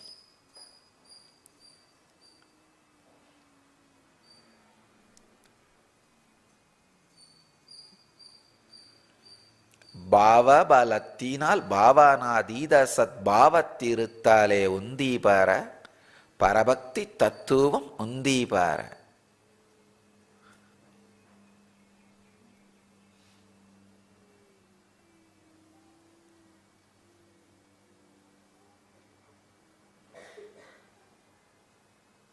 What a clear understanding about devotion. See, with this clear understanding, Ramana Maharshi says very clearly, with bhava, the strength of bhava, when you go beyond bhava, and be in the Sadbhava, the ultimate reality, that is Parabhakti. Now, with this base, if he sings, Aru Kavenai Andanai Agatridil Agilam Paritidum Arunachala, it's Mathura Bhava. It is worth. When he says, "Oh God, for whose sake you took over me, and now if you forsake me, world will abuse you, world will disrespect you."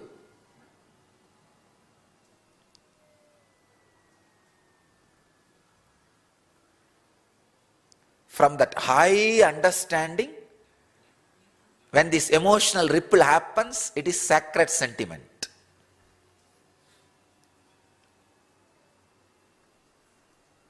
So the base for bhakti is non-suffering. Because any suffering you have means still the understanding has not happened.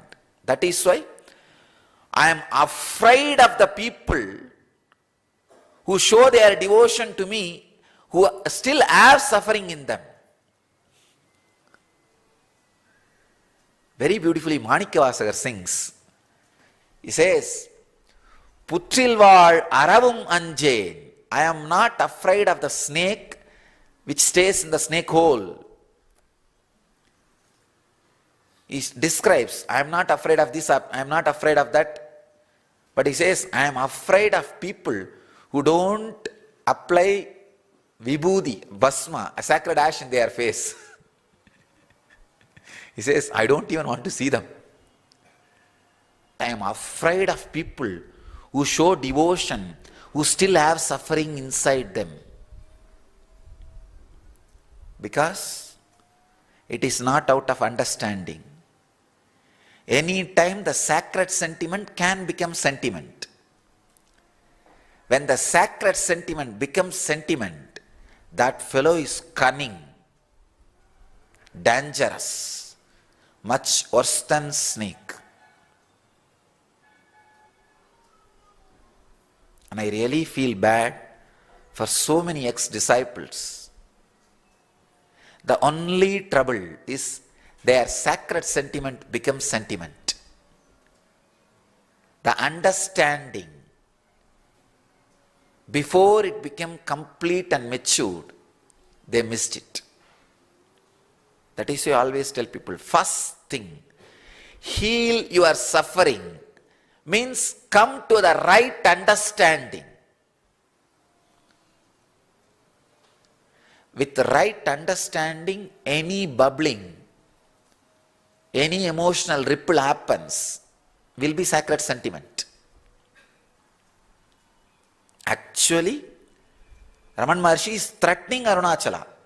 Aru Kavenai Andanai Agatridil Agilam Paritidum Arunachala. If I have to crudely translate, for whose sake you took me over. Andanai means you snatched me. In those days the kings will enter into the new country and take away all the girls for their pleasure. That's the exact term Ramana Maharshi is using. You took me away. Andanai. Agatridil. Now if you forsake me, throw me out, keep me in distance. Agilam Paritidum Arunachala. The whole world will abuse you. He is practically threatening Arunachala, but it is sacred sentiment. Because it is out of a clear understanding. The non-suffering layer is established, the non-suffering foundation means a right understanding.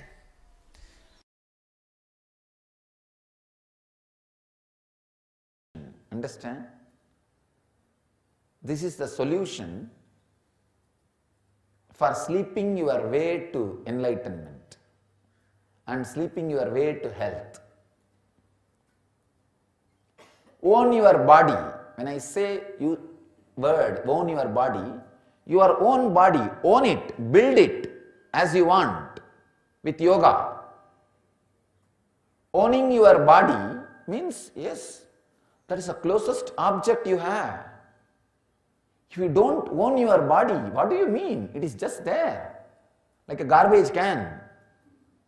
For most of us, it's there. Because it is dumped on you, you just dump everything on it. That's all, like a garbage can. Own your body. That's the first step for enlightenment. Sarira matrang kaladharma sadhanam.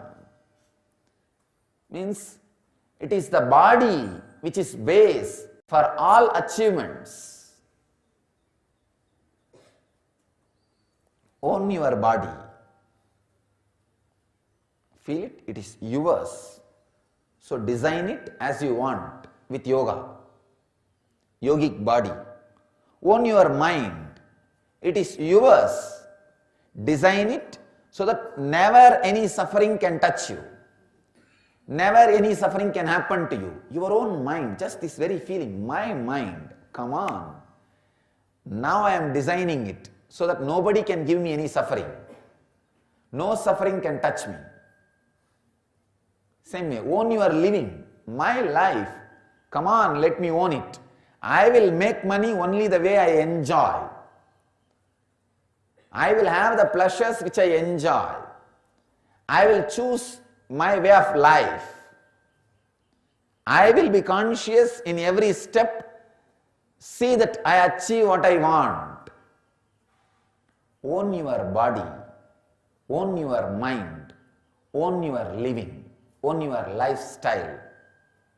That is what I call yogic body, Vedic mind, Zen living.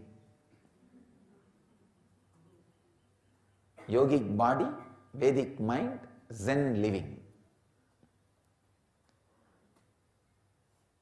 Do not live inside a body which is not flexible or healthy.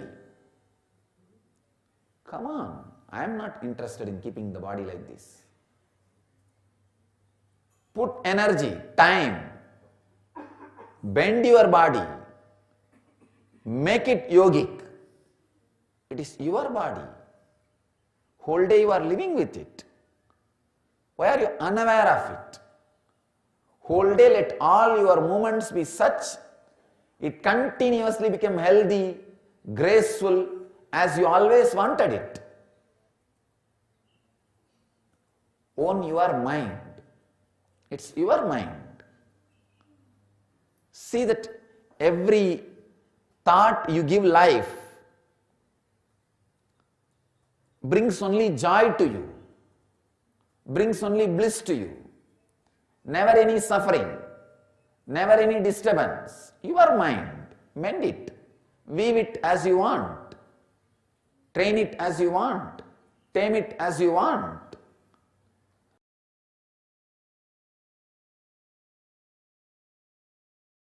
Why suffering? As various answers.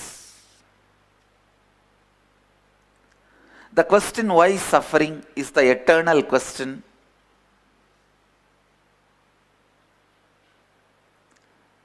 That is the ultimate quest. It has various answers. Buddha says, desire is the only root cause of suffering. I don't want to say Buddha is wrong, and I don't want to say Buddha is complete. Right answer does not mean complete answer.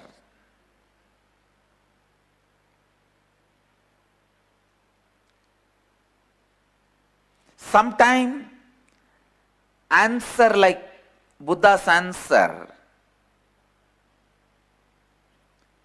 desire is the root cause of suffering, can be all inclusive, but it has lost preciseness which is necessary to find a solution. Please understand. Whenever there is a question, the preciseness of the answer leads you to find solution.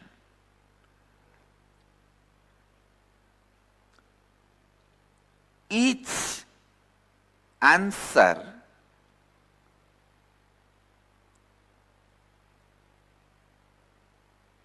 has its own advantages and disadvantages. There are some answers which are all-compassing, all-inclusive, but very unfortunately, all-encompassing, all-inclusive answers do not help you to be precise,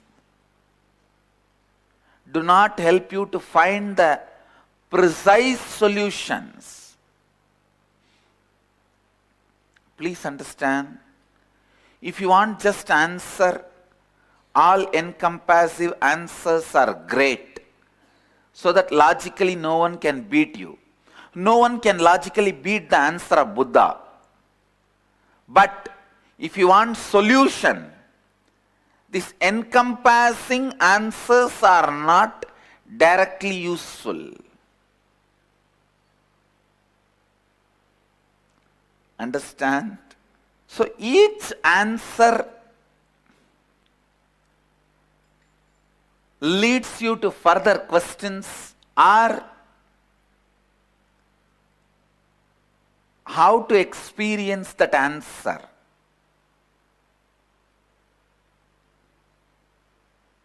When you go for solution, what, how, why?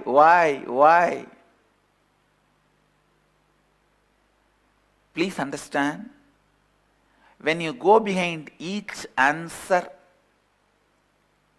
you develop one new theology. You develop solutions for one kind of mental setup, one kind of pattern.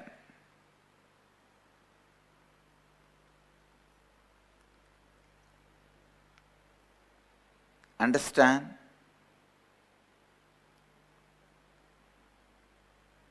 If you want to answer to others who may attack you logically with more questions, all-encompassing answers like Buddha's answer is useful. For example, you come and ask me in a public satsang, why suffering? I give an answer. Desire is the root cause of suffering. No one can logically refute it. No one can logically hit at my answer, because the answer is such vast, all-encompassing, you can't hurt the air by the arrow. Any arrow will pass through the air and air will not be hurt. Same way, this answer is such, any question you put, it will pass through. The answer is not going to be disturbed.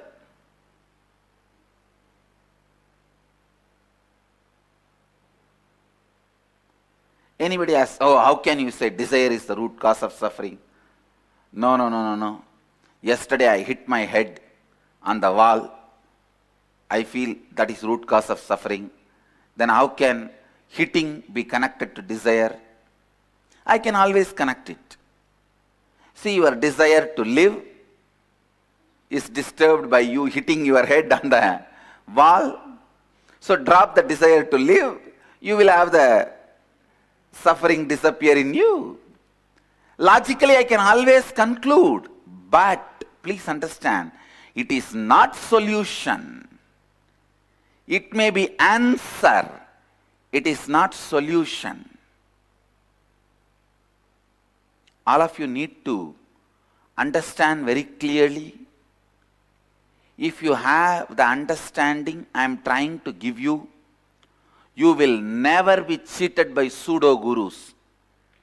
Now I am giving you precisely the methodology with which you should analyze a theology or an answer.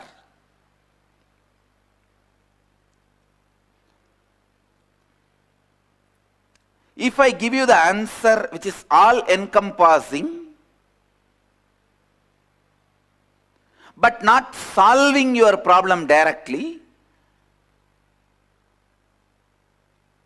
what is the use? It may be a good entertainment for you. Instead of watching that same foolish sob shows in the TV and sobbing and the TV serials, you can watch this kind of answers, this kind of discourses, a little better entertainment, but not solution. Please understand, just because the answer should be irrefutable,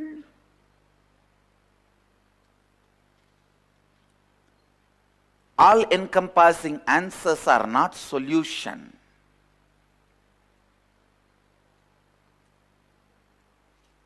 All-encompassing answers are brain candies, intellectual treat, but not solution. Please understand,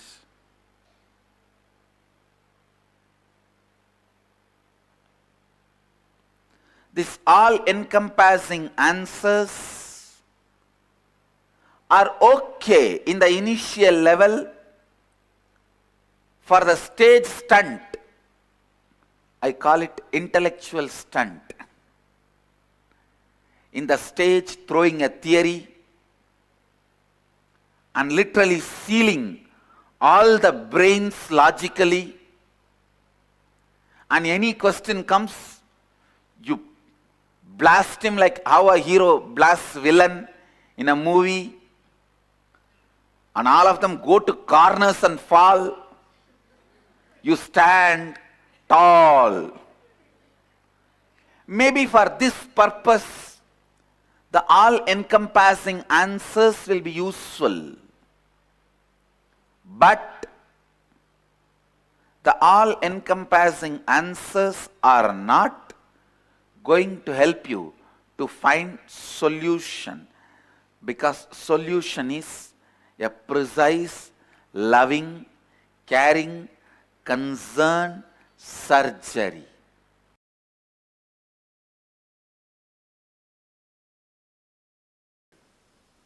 I tell you, don't be afraid at all. If I start working with imperishable, suddenly will I lose attachment with my family? Will I lose attachment with my job? Will I lose attachment with my goals of money, name and fame?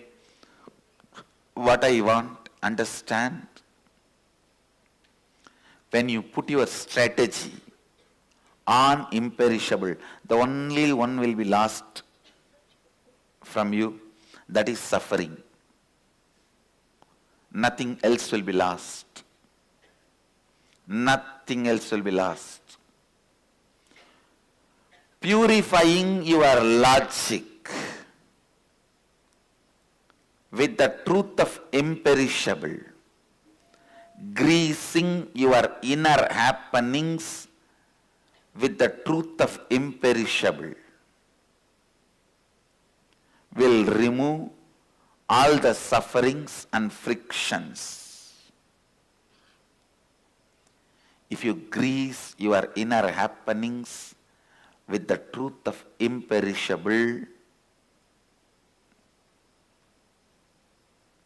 all sufferings, frictions inside will melt away, will disappear, will be destroyed.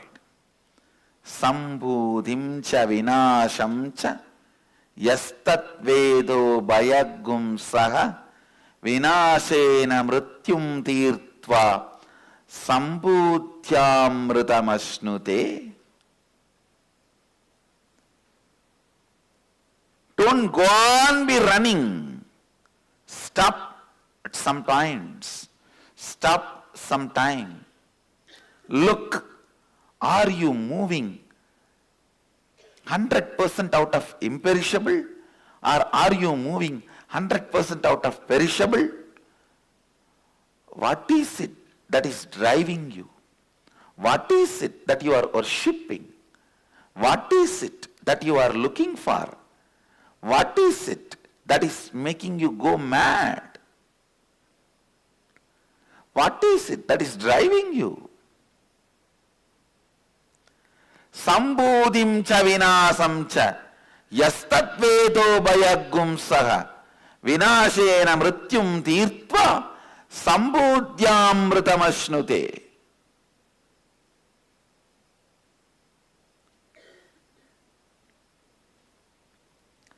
I can see the courage and confidence in the voice of the Upanishadic Rishi who uttered this statement.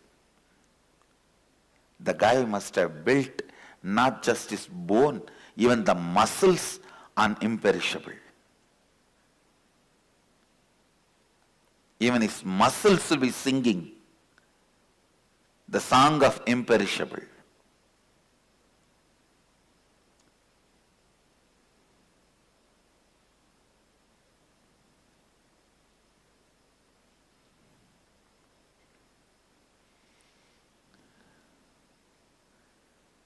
If you are going to get married, see how I can express my imperishableness. If you are going to take up a job, see how I can express my imperishableness.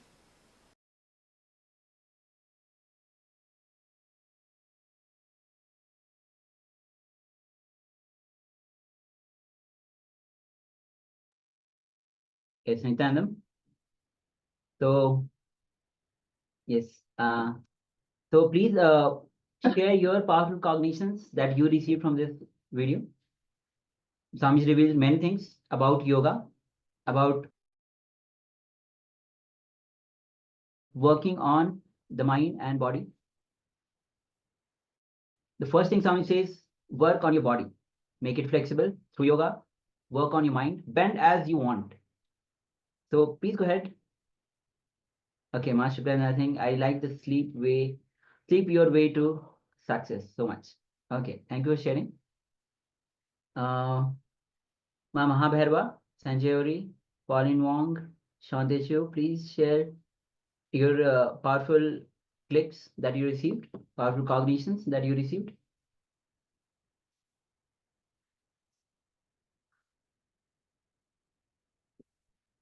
Okay, thank you. So now we'll be moving on to the next session, which is going to the power manifestation, manifesting the parts of third eye. And we'll be seeing picture blindfolded. So without any delay, let's cover your eyes.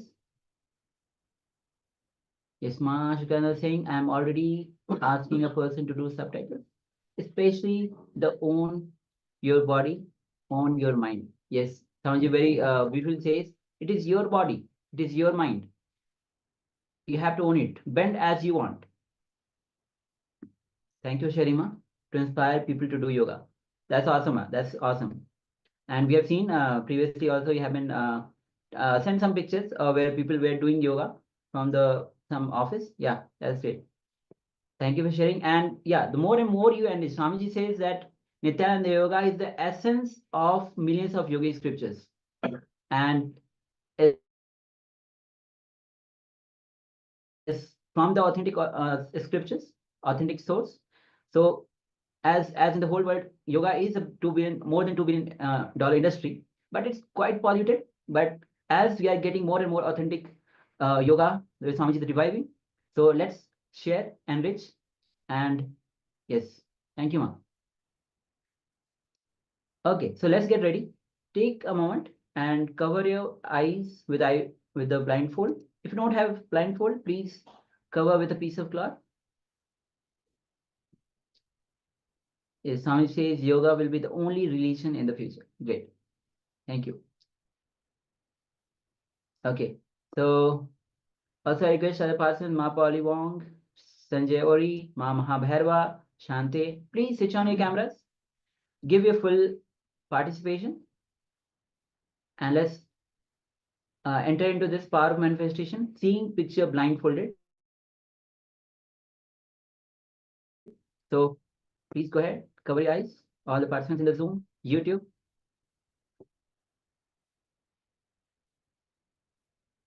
Bring your awareness to your third eye. Visualize Paramashiva has come down from Kailasa. Drop all your confusions. You are Nityananda Paramashivam. Let Paramashiva's energy flow through you. With deep gratitude and surrender, see what is being projected. Now we are going to project the image on our screen. Now see what is being projected on the screen through your third eye. Let's begin this manifestation. Nityananda Paramashivoham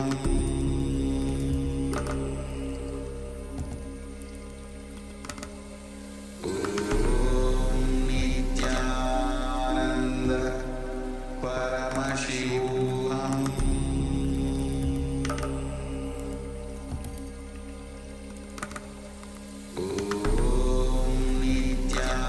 Nityananda Paramashivoham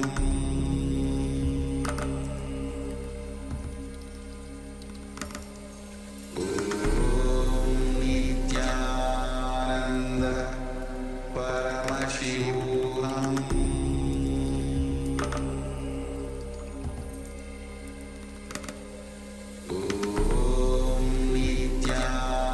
Nityananda Paramashivoham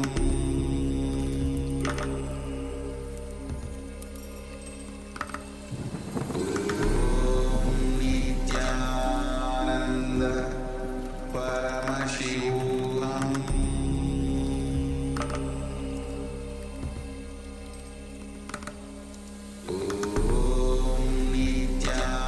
Nityananda Paramashivoham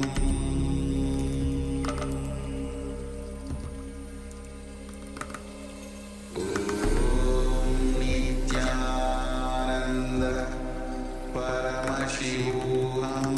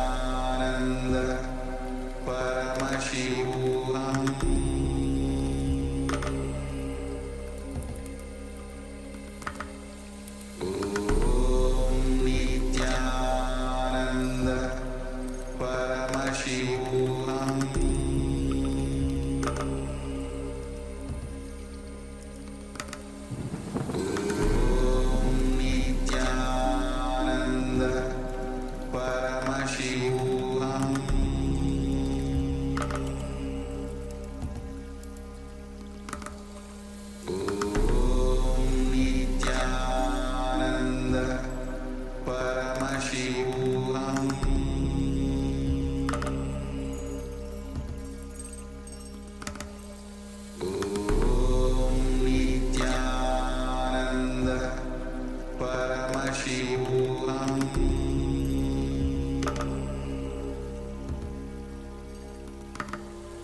Om Nityananda Paramashivoham.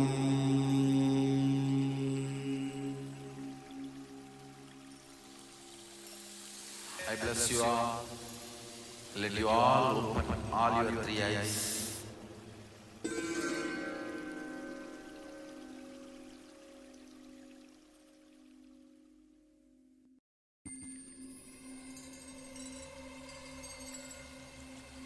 I welcome you all with my love and respect. Let you all open all your three eyes. Om Nityananda Paramashivoham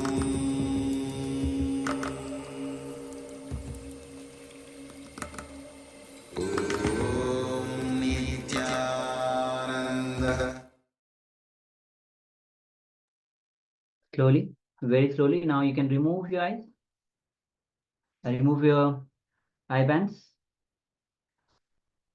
And start sharing what was revealed to you through your third eye.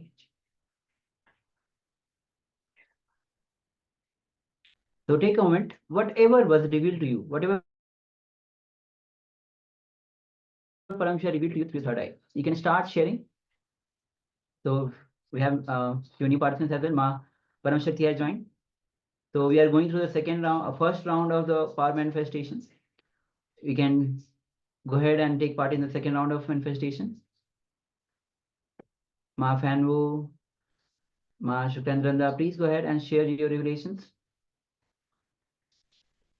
Ma Pauline Wong, Sanjay Ori, Ma Mahabhairava, Shanti, please switch on your camera as if you have taken part in this round of manifestation. Please share your revelations.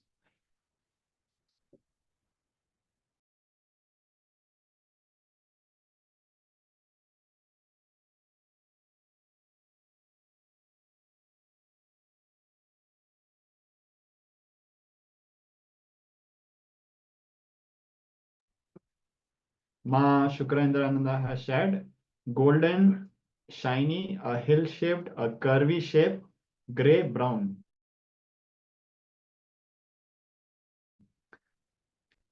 We'll be waiting for all the other participants to also share. So Ma Fanwu has shared there is a sea and beach and some trees. Thank you, Ma Fanwu, for sharing. So wait just for a moment so that other participants can also share their revelations.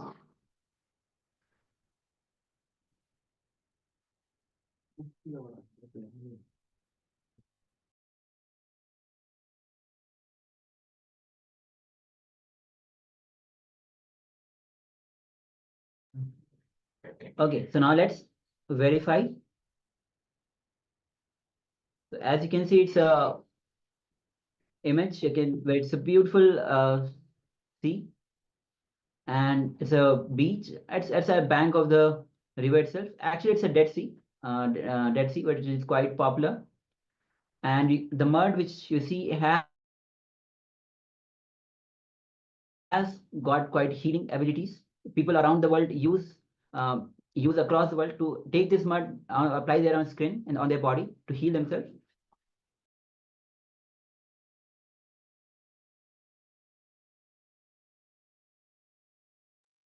So as you can see at the back, just straight, it looks like either sunshine or sun rays.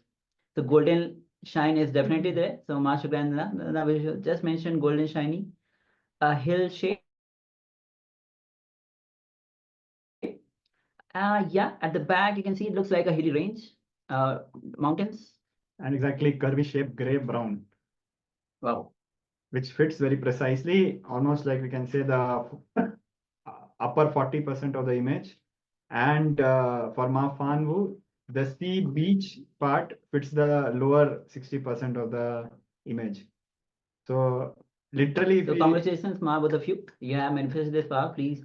So you can congratulate yourself and also share an image with this all the participants who are watching now, this encourages other participants also. Even if you are not manifesting, go on, keep participating in this power manifestation. The more and more you manifest, the more and more oneness grows in you. And the more and more oneness grows in you, you will start manifesting more and more. So let's enter into the second round of this manifestation. So take a moment, cover your eyes with the eye bands. Those one, the participants who have just joined, we are entering into the second round of this manifestation. So take a moment to cover your eyes.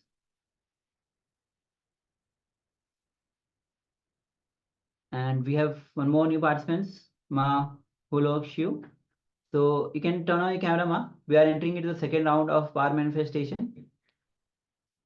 You can take part in this power manifestation. You can cover your eyes now. In a moment, we'll be displaying the image on your screen.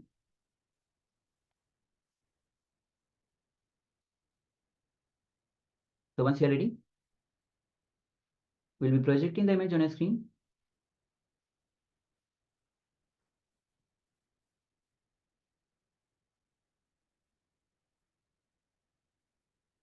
Okay, so the image is being projected. Let's begin this manifestation.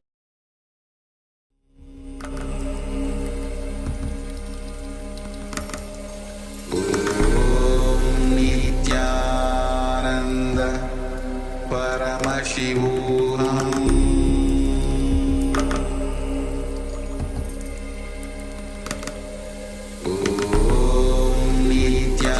Nityananda Paramashivoham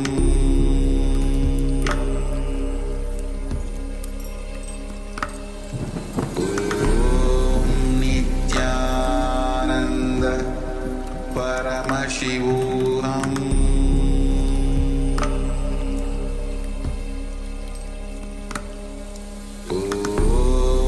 Nityananda Paramashivoham Nityananda Paramashivoham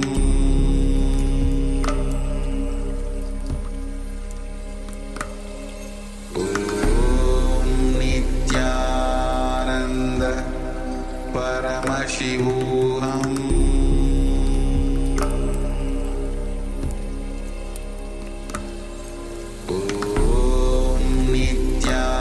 Nityananda Paramashivoham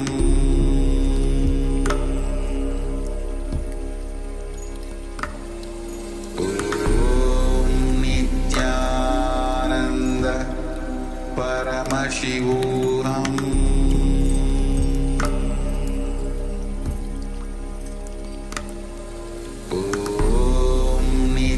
Nityananda Paramashivoham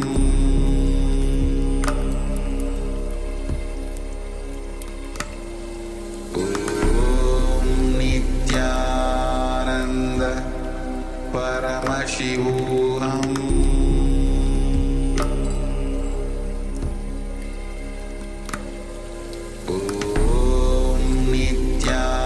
Nityananda Paramashivoham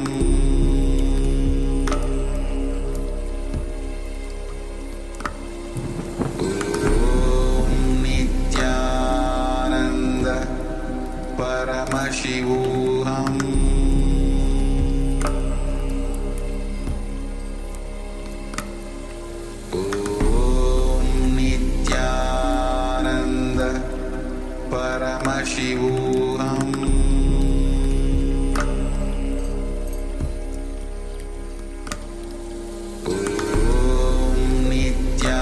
Nityananda Paramashivoham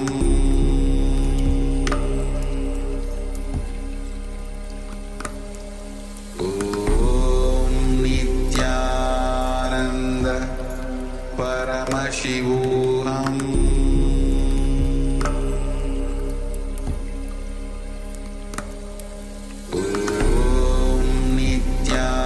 Nityananda Paramashivoham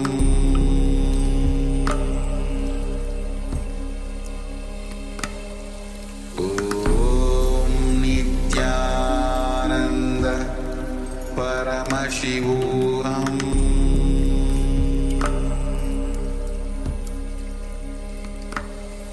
Om Nityananda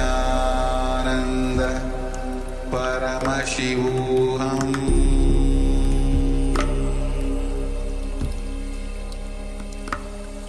Om Nityananda Paramashivoham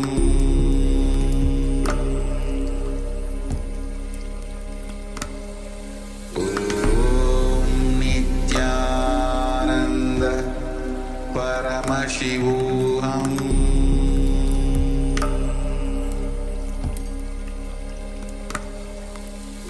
Om Nityananda Paramashivoham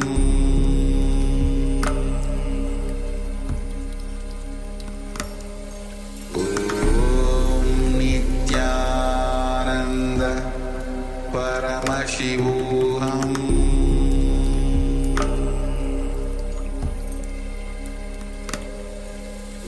Om Nityananda Paramashivoham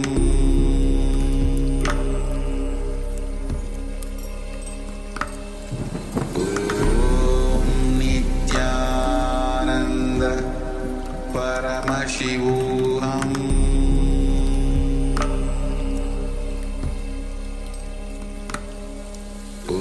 Om Nityananda Paramashivoham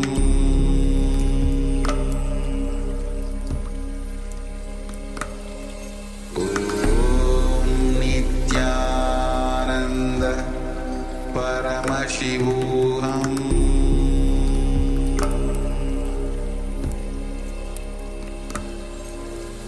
Om Nityananda Paramashivoham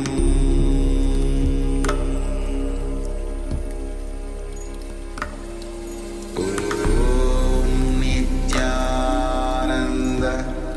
Paramashivoham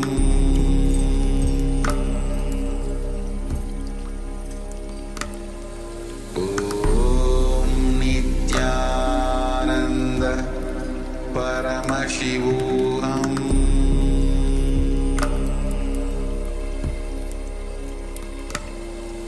Om Nityananda Paramashivoham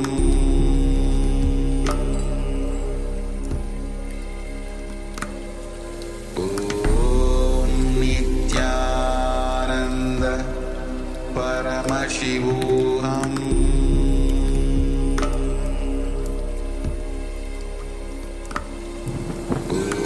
Om Nityananda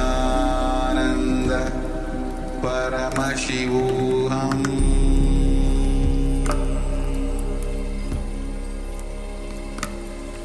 Om Nityananda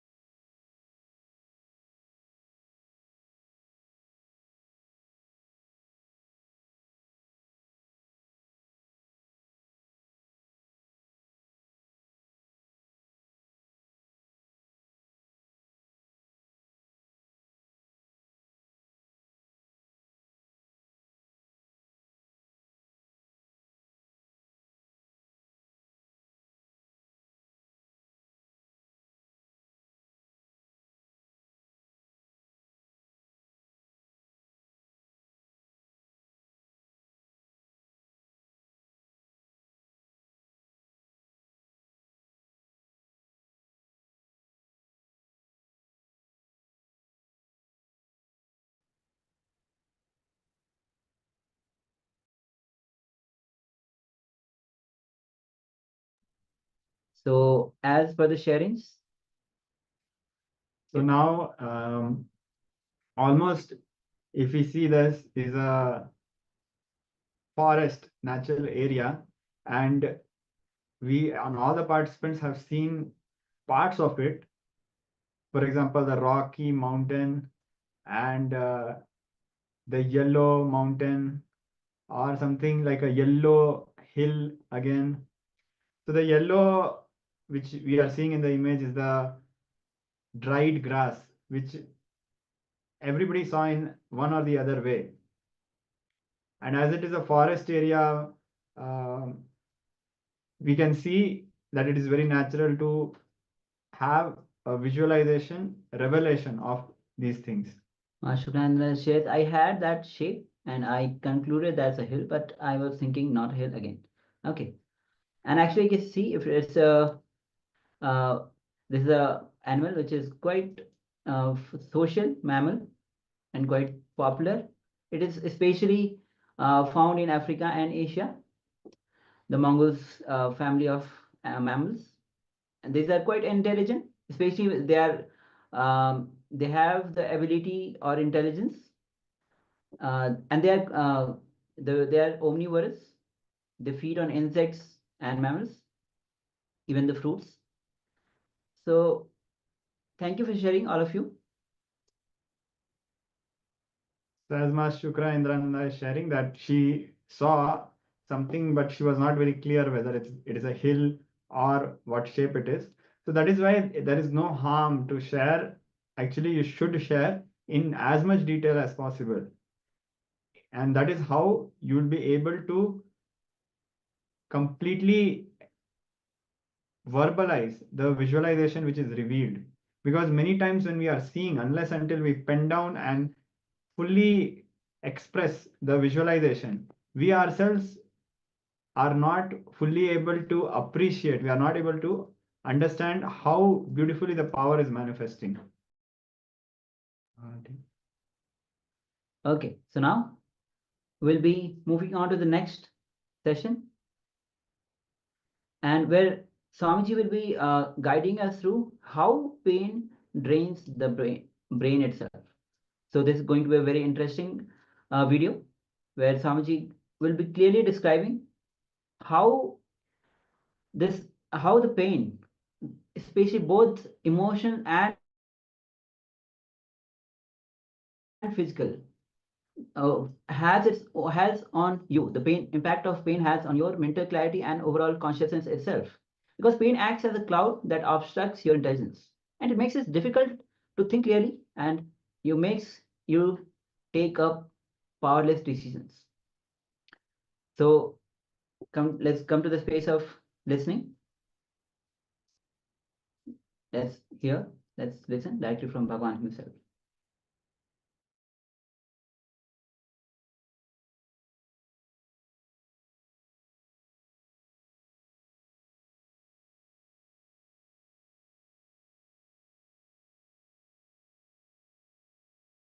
First thing, pain needs unconsciousness to exist. Listen. Pain needs unconsciousness for its existence. If you are conscious, pain cannot live inside you. If you are conscious, you have to be happy. Nothing can be done about it. If you are unconscious, you have to be in pain. Nothing can be done about it. Pain cannot be driven out of your system by attending to one part of you. If there is a knee pain, you attend to it, it will become stomach pain. If it is a stomach pain now, you give medicine and do what you want, it will become neck pain. If you drive that also out, it will become back pain. If you drive that also out, it will become a headache. If you drive that also out, it will become your wife. But whatever, it will be there in your life. Of course, when I meant wife, I meant spouse. It's not only for women, for men also. But please understand, pain cannot be attended partially. That's the law of life. Pain cannot be attended partially. Please understand. Any attempt to attend the pain partially leads to more and more powerlessness. For example, I have seen people, first they try to give medicine to the stomach pain. Then when it becomes a back pain, they try to give medicine for that. When it becomes a back pain, they try to, then it moves to the neck pain, then they give medicine for that. After 2-3 years, they start living with the pain.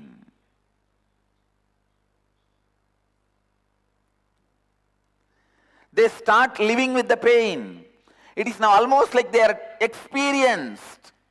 Pain became their life and experience.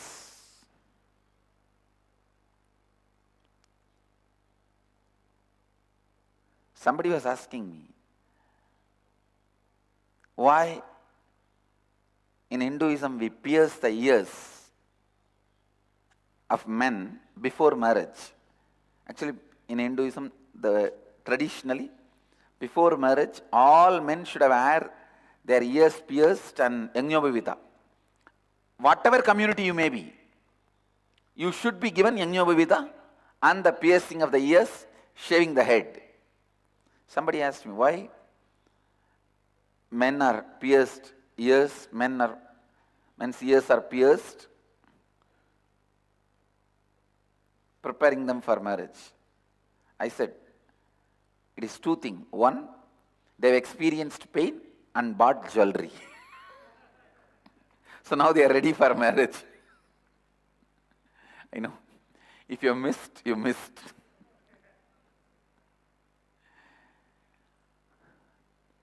Unfortunately, we get settled with pain.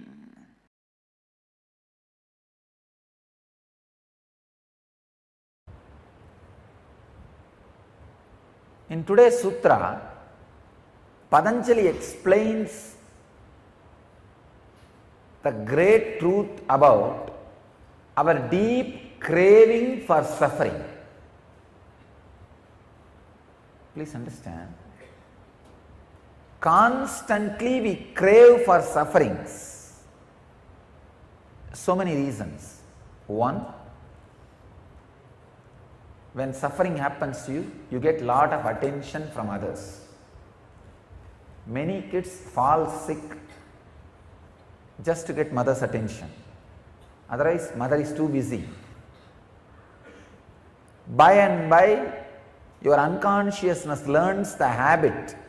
If you fall sick, you will have attention. The next step is not only to get others' attention, even to get your own attention, you fall sick. You think if you don't fall sick, you are not attending yourself. You are too busy and society demands you to attend too many things. Body and mind says, no, fall sick, that's the best thing.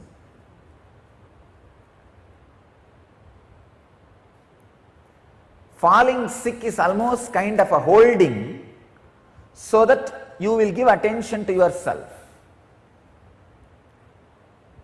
And unfortunately, by and by, mind learns this technique and permanently falls sick, makes yourself handicapped. That is what is some inferiority complex about your body structure, some inferiority complex about your mental structure, some inferiority about whether you are beautiful or not, some inferiority about which you don't have, can never have.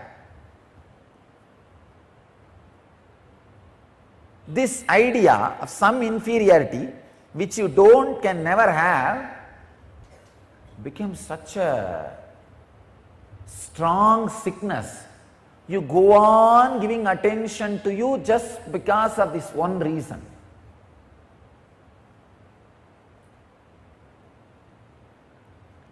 Suffering gives you a kind of a heaviness, shape, identity, feeling of existence, boundary. Joy always gives you the boundaryless feeling. You can see people who are levitating, the first thing I see in them is the joy in their face, extraordinary joy and the laughter. Yes, yesterday one devotee from Bangalore came and told me, Swamiji, I saw that 3-minute video and tried and broke my back. I said, don't try.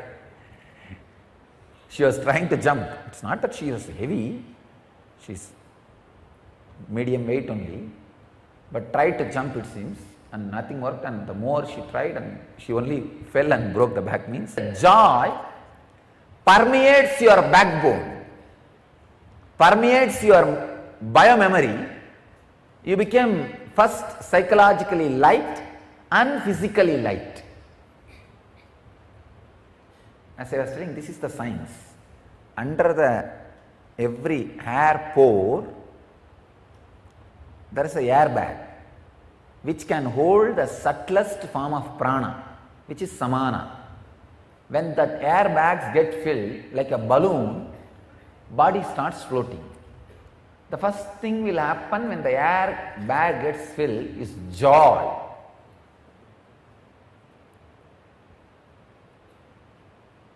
Even when you work out physically, if you bring joyful memories, that air bag will get filled. Never have violent memories, violent thoughts when you work out.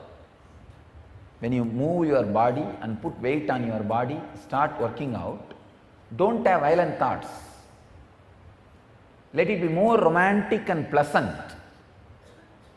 Have photographs of the people or memory of the people who create romance and pleasant feeling in you, not violent, aggressive.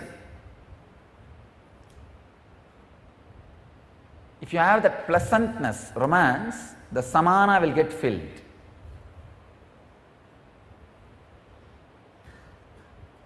The unconscious hanging, unconscious craving for pain is one of the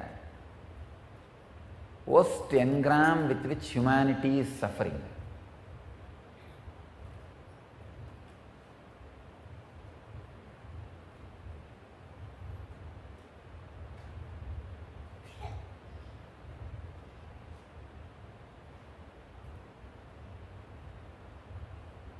Somehow the hypocrisy-based society always has a deep craving for pain.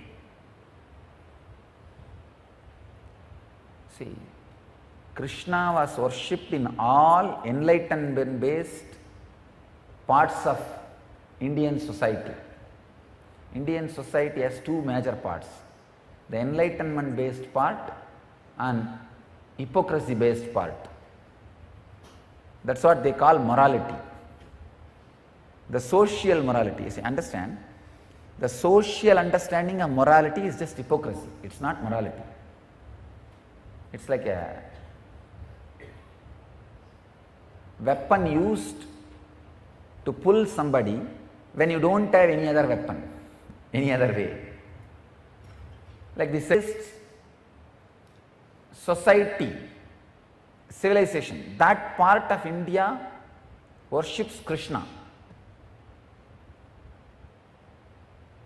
But for enlightenment, you cannot feel attracted to Krishna. And this hypocrisy-based civilization,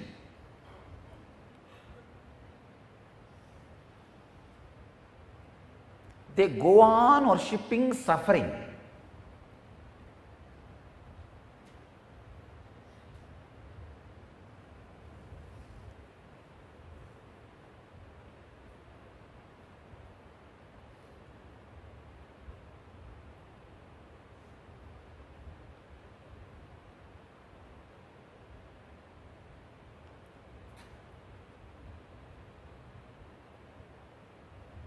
Krishna's consciousness, such a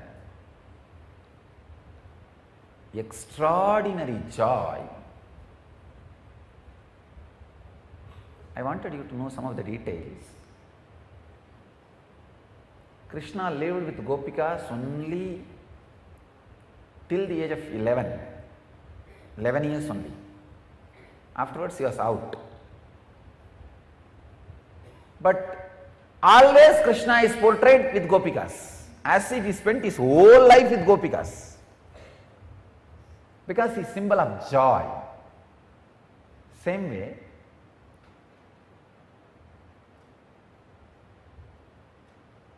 he lost and ran away from one war and got killed by a hunter.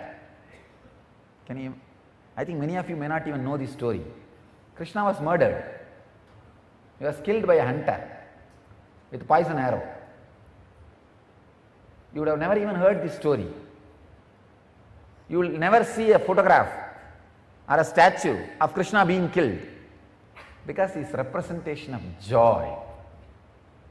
And you will always see Krishna victoriously standing and giving Vishwarupa Darshana to Arjuna, or winning the Mahabharata war.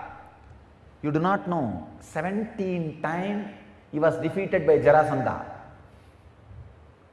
17 times Jarasandha came back as Gajini Muhammad and destroyed Dwarika and Somnath. Jarasandha, and Krishna ran away from the war field. Ranki Chor Rai, they call in Gujarat, Ranki Chor Rai. Ran away from the war field. But nowhere it will be represented, because he is embodiment of joy. Even running away was such a romantic experience for him. Nowhere the pain is painted.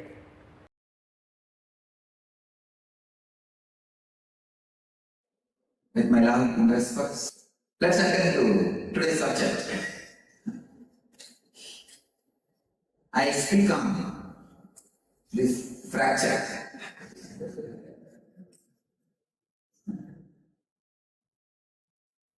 And the lesson to be learned from this whole thing. The lesson I live, and the lesson all of you can learn, pick it up. First thing,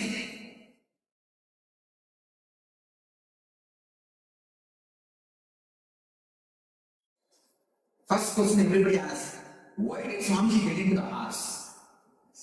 What is the need? See, life is not supposed to be just you wake up from the same bed and you walk to the same floor and you get into the same vehicle and you just go to the same office, come back and lie down in the same bed. Life is learning. So I also thought, why not pick up horse riding? And after all, this horse riding, swimming, all these things are inside our brain. Just keep your eye on it, it will come up. So I thought, why not try? That's the reason I tried. Nothing wrong. It was going well. Every day it was going well. Every day I was going around the ashram on horse. Morning and evening. I think that day, a little bit of music, loud music, and all our ashramites have started cheering up. So I got a little excited, nothing else, that's all. And the moment I felt, first thing I thought is, oh, these fellows should not suffer. All the brahmacharis ashramites around me, they should not suffer. First thing I told is, I am okay, don't worry. I am okay, don't worry. That's what I told first thing. And after I got up, I saw the fractured hand. And I told him, maybe there's a fracture, let's go to the hospital and do what needs to be done. First we went to 7 o'clock I fell. 2:30 only they did the surgery. Till then, no painkiller, no anesthesia, no pain. No painkiller, no anesthesia, no pain. It is a compounded 2 fracture, bones are on piece.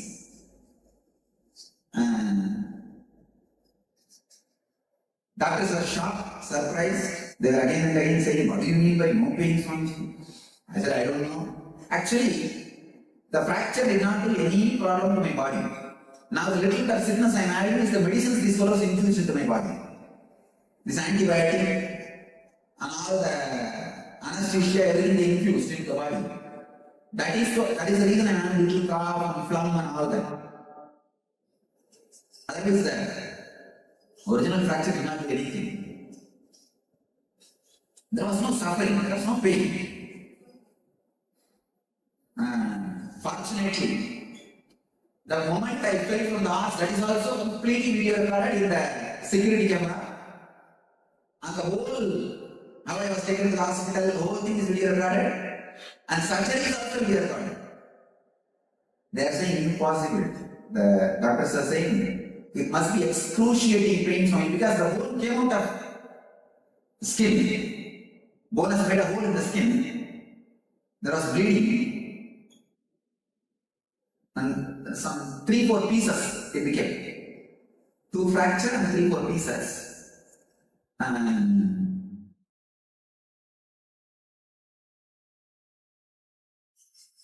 You may ask, why no pain? See, there was no suffering. I did not look back to think, why did I get into the house? I did not look back. I could have just avoided getting into the house. Or the brahmacharis could have avoided the music. See, time shaft, whatever is happening, is a Kalavera, Guru. Kalavera is Guru. Time shaft. Time shaft should not look with the white. You should not look at the time shaft with a postmortem move.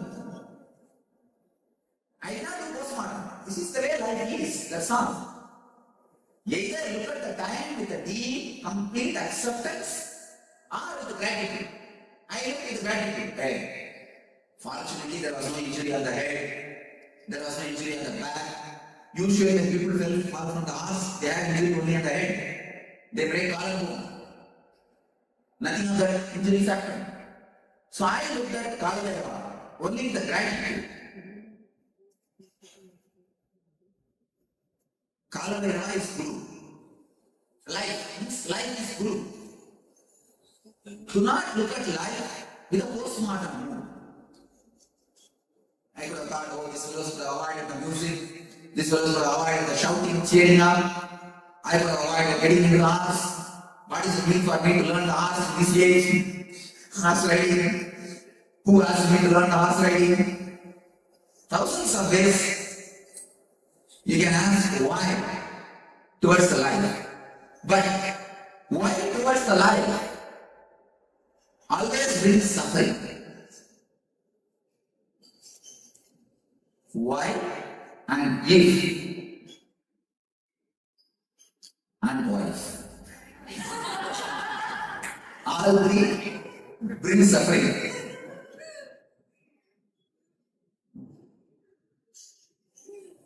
The wife does not give any answers. It just brings more and more suffering. So I always tell you, look at the life, look at Kalavera. Kalavera means time shaft. Whatever is happening. Look at life, either with complete acceptance or with deep gratitude. That's all. Then there will not be any suffering. Actually, there was no pain. I told the doctors, I requested them again and again, please do the surgery without anesthesia. I wanted to see. But they were afraid. They were afraid to do without anesthesia. They gave anesthesia with the surgery.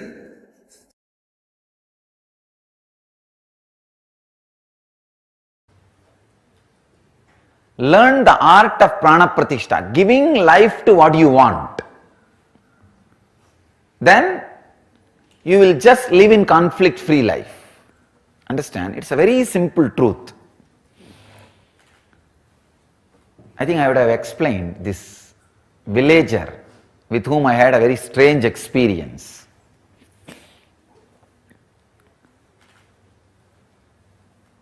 During my wandering, I was resting in the noon time under a tree, putting my head on a small stone, which had turmeric, all that little puja was done on that, but I did not expect it is worshipped by somebody as God. I thought maybe in village every stone, every tree is worshipped. In India, that's why when British put the milestones, first it was all painted in yellow. Suddenly they saw in 1 week all milestones have a fully dressed, decked with flowers, and people have started worshipping and everything has become temple. So they have to change the color. Now British had really tough time stopping the villagers worshipping the milestones, and it is perfectly shaped like a Shivalinga.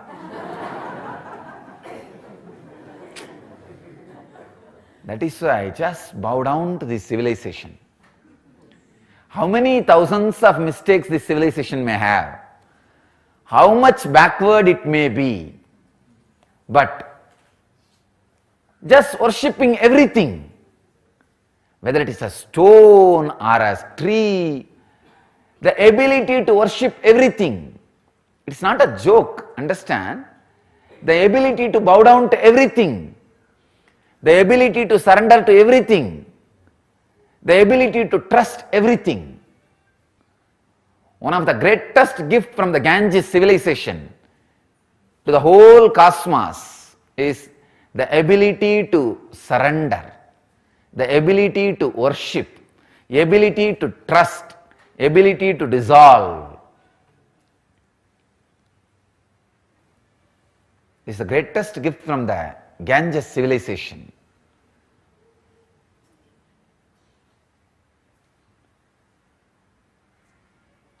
It is not a joke.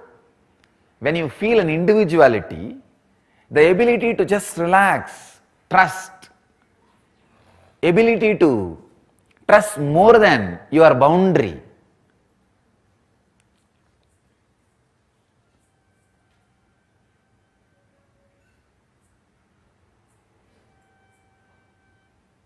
There are many peculiar diseases only the ego-based civilizations suffer. One is osteoporosis. They don't trust their own bone structure. Many of the diseases the ego-based civilizations suffer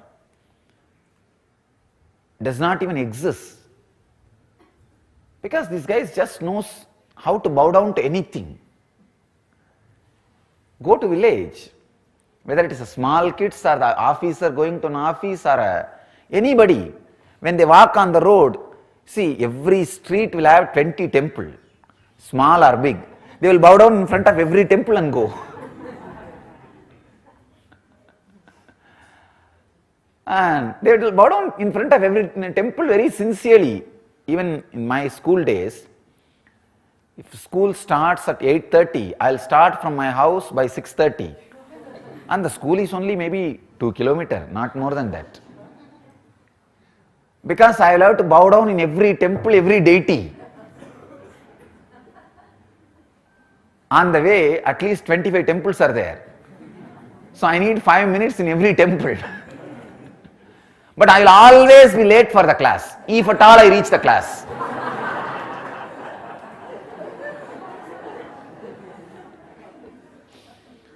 So I had an agreement with my maths teacher.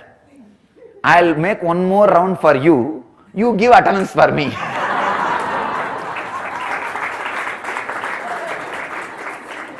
Usually maths will be the first class. Usually because the kids will be more aware at that first session. Maths will be the first session. And I keep my promise and he keeps his promise. Usually in Indian village schools, they don't take attendance for every period. Morning they mark the attendance, then that's all, the whole day. So majority of the days, I'll be running, going around the temple for him, and he will be giving attendance for me. I put my head on this stone. I should not say stone. Deity for somebody. Once it is deity for somebody, it should be deity for everybody. But foolish, unfortunate civilizations do the other way. Once if somebody is accused for somebody, he is accused for the whole world. That should not be the case. If he is deity for somebody, deity for everybody. And if he is accused for somebody, he is accused only for that person. And we do completely opposite. So, I put my head by mistake, without knowing, the deity on deity. Usually when there is a turmeric powder smeared, snakes will not come there. That is why in the snake holes, before worshipping they will put the turmeric powder. Snakes won't come.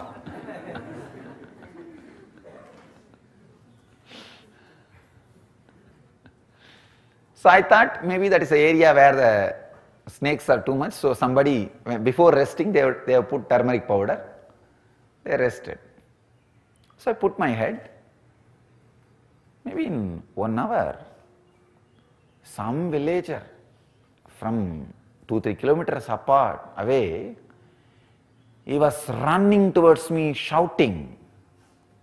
When he came near me, he just said, "Because you are a sadhu, I am leaving you. Otherwise I would have broken your head. How dare you put your head on my Shiva?" So he had a telepathy connection with the deity. He was sleeping in the house. Noon usually villages rest. See, morning they work before the sunrise, like around 5 o'clock to 8 o'clock, 9 o'clock they work in their field. Then once it becomes very hot, especially Madhya Pradesh, too hot. They rest in the noon time. Evening again they come back and work in the field till maybe around 4 o'clock they will start until 7 o'clock. Till it becomes completely dark they will work. So this guy was sleeping in his house and he ran and came. And he said, "I saw in my dream somebody is disrespecting my deity, my Shiva. So anyhow, you are a sadhu, I am leaving you. Don't do this anymore." I really felt bad that I abused somebody's deity. So I apologized to him, but I was so happy that somebody could have a telepathy connection just with a stone. When you worship as a deity, he is so strong with his feeling connection, he was able to just connect with the deity, just with the trust. So I apologized, then I moved. There was a small temple in that village. I stayed in that village, in the temple. And I was talking about this incident to few people. Some foreigner came to that village like as a tourist. His guide, who can speak little English and little Hindi, English or Hindi. That guy was taking around that foreigner and he wanted to show that foreigner some Indian sadhu. So he brought that foreigner to me and he was telling him about Indian sadhus, few things. Then I also tried. Those days I can't speak fluent English. I can manage but not fluently. Neither Hindi nor English, but somehow I manage my wandering. But broken Hindi words are enough. For sadhu you don't need to speak much. Now in North India they will give you food and they will take care of you, and great people. It's a very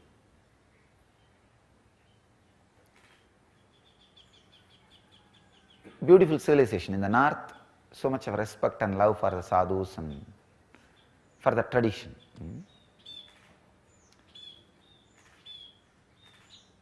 So I was explaining that like this happened.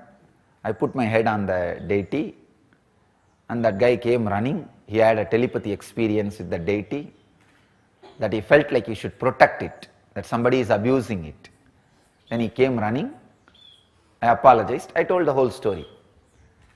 This foreigner was really, he got the curiosity. Wow, he wants to meet that villager. So anyhow, this local guide said, I will get that villager, don't worry, because I described how that villager looks. Then this guide took that Westerner to that villager. I also wanted to see the fun, I went there. I also went. And during the conversation, that Westerner, he asked that villager what happened and all that, and that villager described, like this, I had a vision that my Shiva is being abused by somebody. I ran and I saw this sadhu was putting his head on that Shiva and I drove him out. He described all the story, and then that foreigner asked, that Westerner asked, how did you feel this? How can this happen? He said, no, I feel it is Shiva for me, and so through this deity Shiva responds to me. That foreigner, I don't know whether he wants to test that villager or really offered. He said, if I give money, will you give this? I'll give you $5,000. Means now 2.5 lakh. I don't know at that time what value. At least few lakh. Few lakh is not a small money. That whole, the villager, maybe his whole property will be only that much worthy. Whatever property he has, his house or little land, whatever he has, the whole thing will be only that $5,000 worth. And I thought really that villager is going to jump on that foreigner and finish him off. Shout at him or abuse him or drive him out, saying, how dare you bargain, give money, fix a price for my God, for my Shiva. I thought there is going to be big ruckus, chaos, big scene. I was just keeping quiet. I was really surprised. That villager very simply said, please take it. He gave it away. He said, please take it. Give the money and take the deity. And that Westerner really wanted to carry that as a souvenir. So he gave the money and took it. I think he gave in Indian rupee and took it. That guide, he also made little commission in the fixing the bargain. Everything was done. I was really shocked. Then after that Westerner went away, I caught hold of the guide and caught that farmer, that villager, and asked, how dare you sell your God? He was very cool. And I tell you honestly, he had a telepathy experience with the deity. It was not lie, it's a truth. He was very cool. And he told me very cool way, Swamiji, I did not sell my God. I just sold a stone which I thought as worshipped as God. I will put another stone, and not only that, with this money I will build a temple for that stone.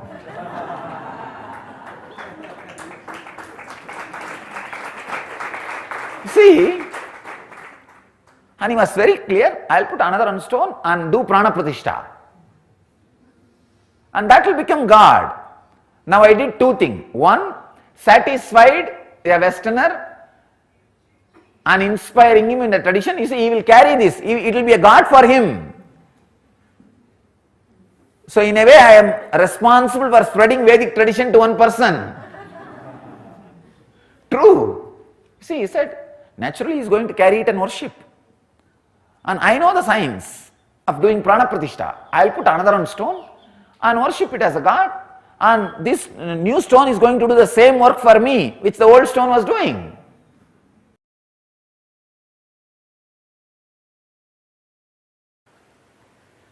The next research, the scientist and researcher Greg Braden, gives evidences on how emotions change our DNA. Number one, in case of gratitude, love and appreciation, DNA responded by relaxing and length become longer. Just simple, feeling love. Understand that every day, morning 1 hour when you do Guru Puja, your DNA is relaxed and length becomes longer. Because you are in the mood of gratitude, love and appreciation. 1 hour, DNA becoming longer is too much to live at least 130 years. I am telling you. 1 hour is too much. I tell you, even 21 minutes. 21 minutes of love and appreciation, feeling. That's one cycle. See, one cycle per day. If you keep anything alive, that is more than enough to keep you whole day in that experience. It's like any emotion maintained for a cycle becomes the louder voice in your system, because now morning you sit and more than actually 2 cycles you guys maintain. The Guru Puja is more than, the Pratyaksha Pada Puja you do is more than 2 cycles, around 42 minutes. So 2 cycles you are doing. In the 2 cycles, 1 cycle give it as a discount. Some moment maybe you are looking at the flower or looking at the mantra, or 1 or 2 moments you miss, leave it, it's okay. Even if 1 cycle, if you are able to maintain some feeling, some idea, some concept, and you won't be able to. So naturally, this gratitude, love and appreciation becomes the loudest information, loudest action, loudest voice of your system. I tell you, simply 21 minutes means 1 cycle of morning, sitting with the love and gratitude and appreciation is enough. In that, if you are sitting every day, even once a week you miss, that is okay. 6 days, 21 minutes is too much. You will easily live 130 years. 130 years is very easy. I know 1 cycle, if something is getting recorded in your system, that is the reason.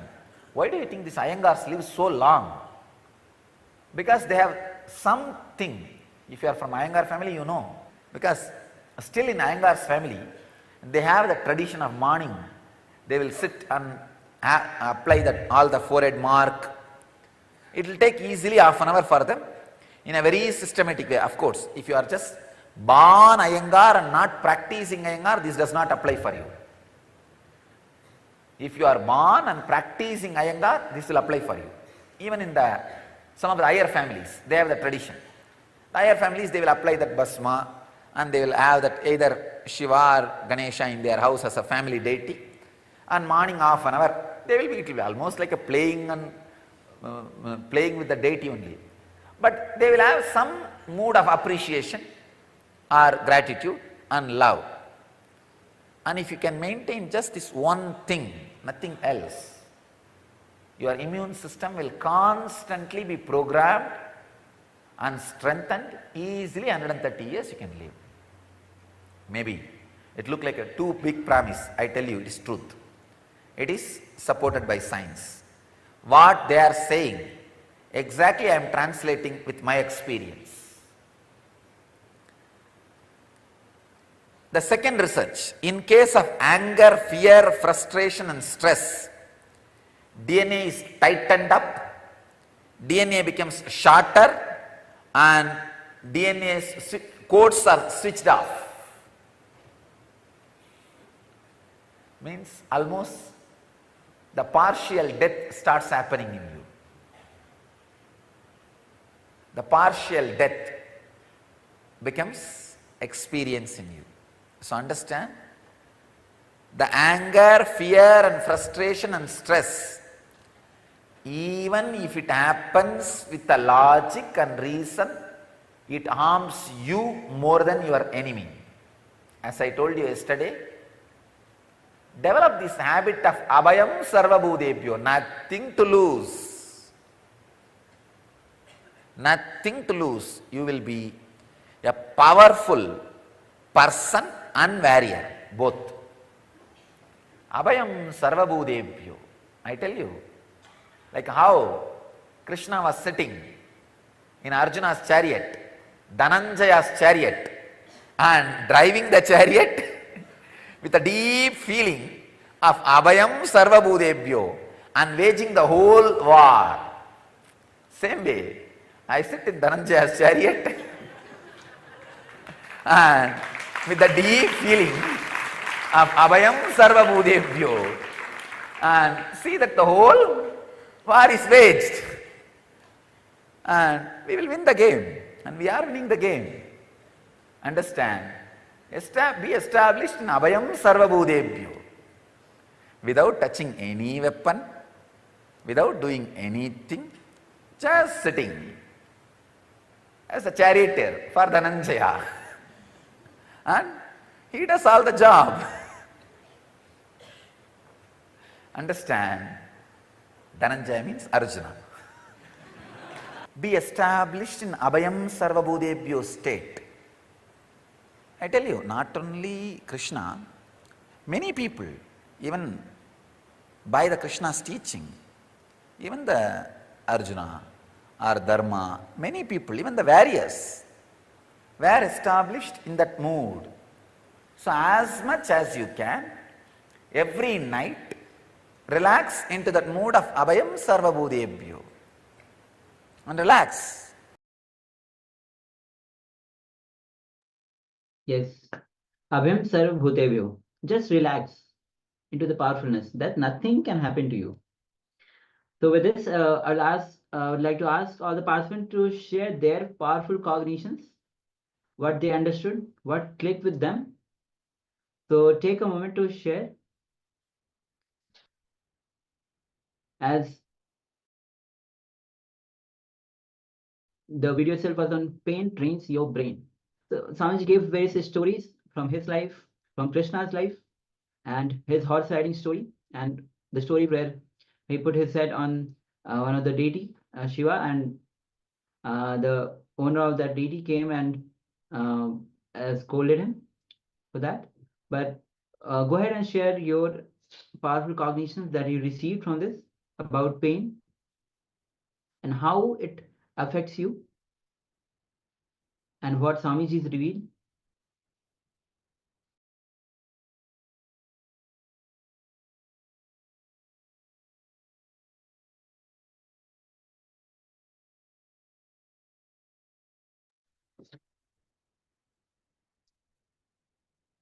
So now we'll be moving on to internalization process about what causes pain. So what we went through in this beautiful discourse by Swamiji, we will be now mapping it to our real life experiences by going through this internalization process.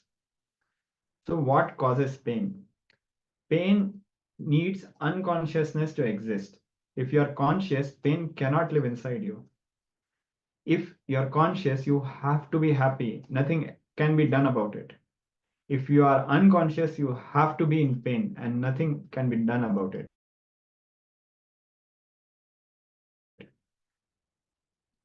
Please understand, constantly we crave for suffering for so many reasons. One of the reasons is to get attention from others. Look at your life either with complete acceptance or with deep gratitude. That's all. Then there will be no suffering. Learn the art of prana pratishtha, Swami says, giving life to what you want. Then you will just live in conflict-free life itself. Now we'll be doing a simple two-step internalization process. So the first step is start with the earliest memory of your life. Recall all the unpleasant moments and incidents of your life. As you recall each incident, relive it in your inner space intensely. Go back to the same situation, same emotion, same thinking. same understanding, same experience, and same power, same identity. Now, this is the unique part of this step. When you relive, go back to that same identity, experience and same identity, and feel your identity. Relive how you cognized and responded. This will make you realize how you have grown or shrunk. Now, with this context of reliving your identity, please do this process.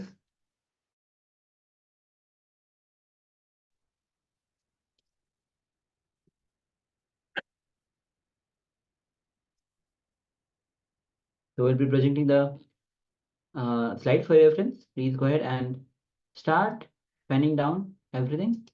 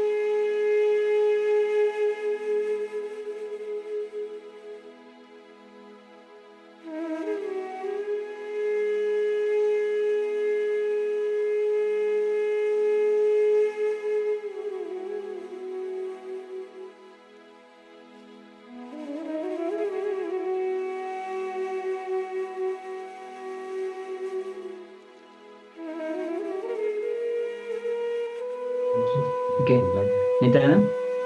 So, or if you can relax from this internalization exercise.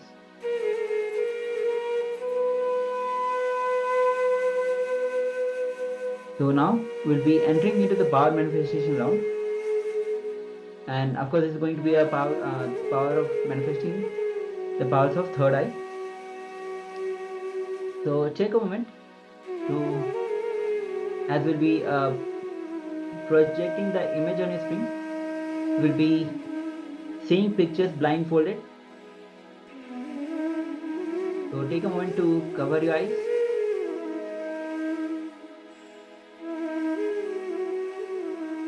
Also, Ma, Nitya, Narisha, hello, Shiv. You can turn your cameras. Dante, Shiv, please switch on your cameras.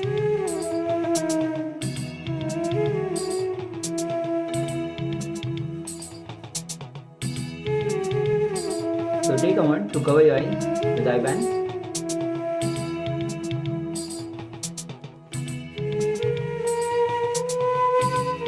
Shorty will be projecting the image on your screen so that you can start manifesting the powers of third eye.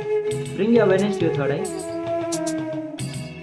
Allow Paramashivoham's energy to flow through you.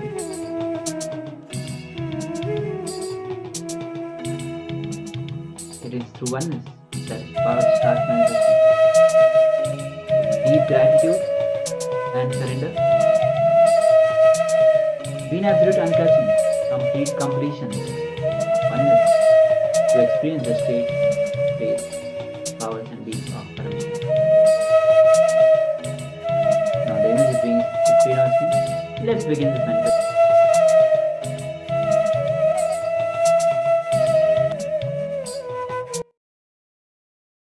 Paramashivoham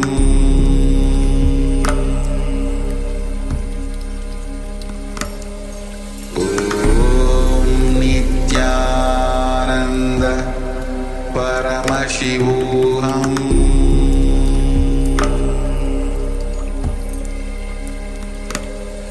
Om Nityananda Paramashivoham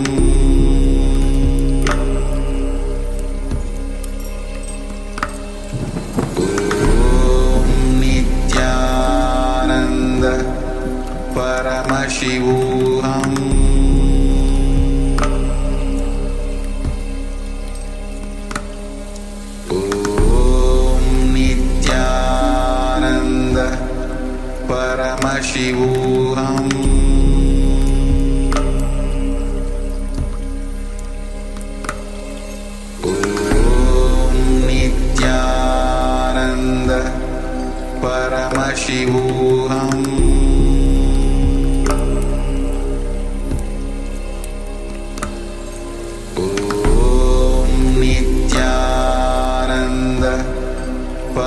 Paramashivoham Om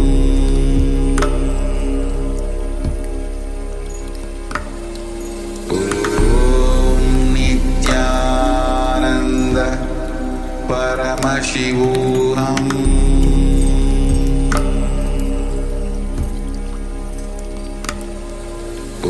Om Nityananda Paramashivoham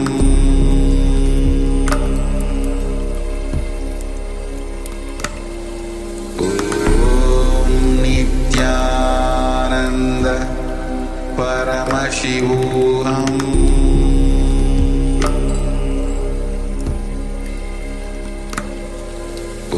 Om Nityananda Paramashivoham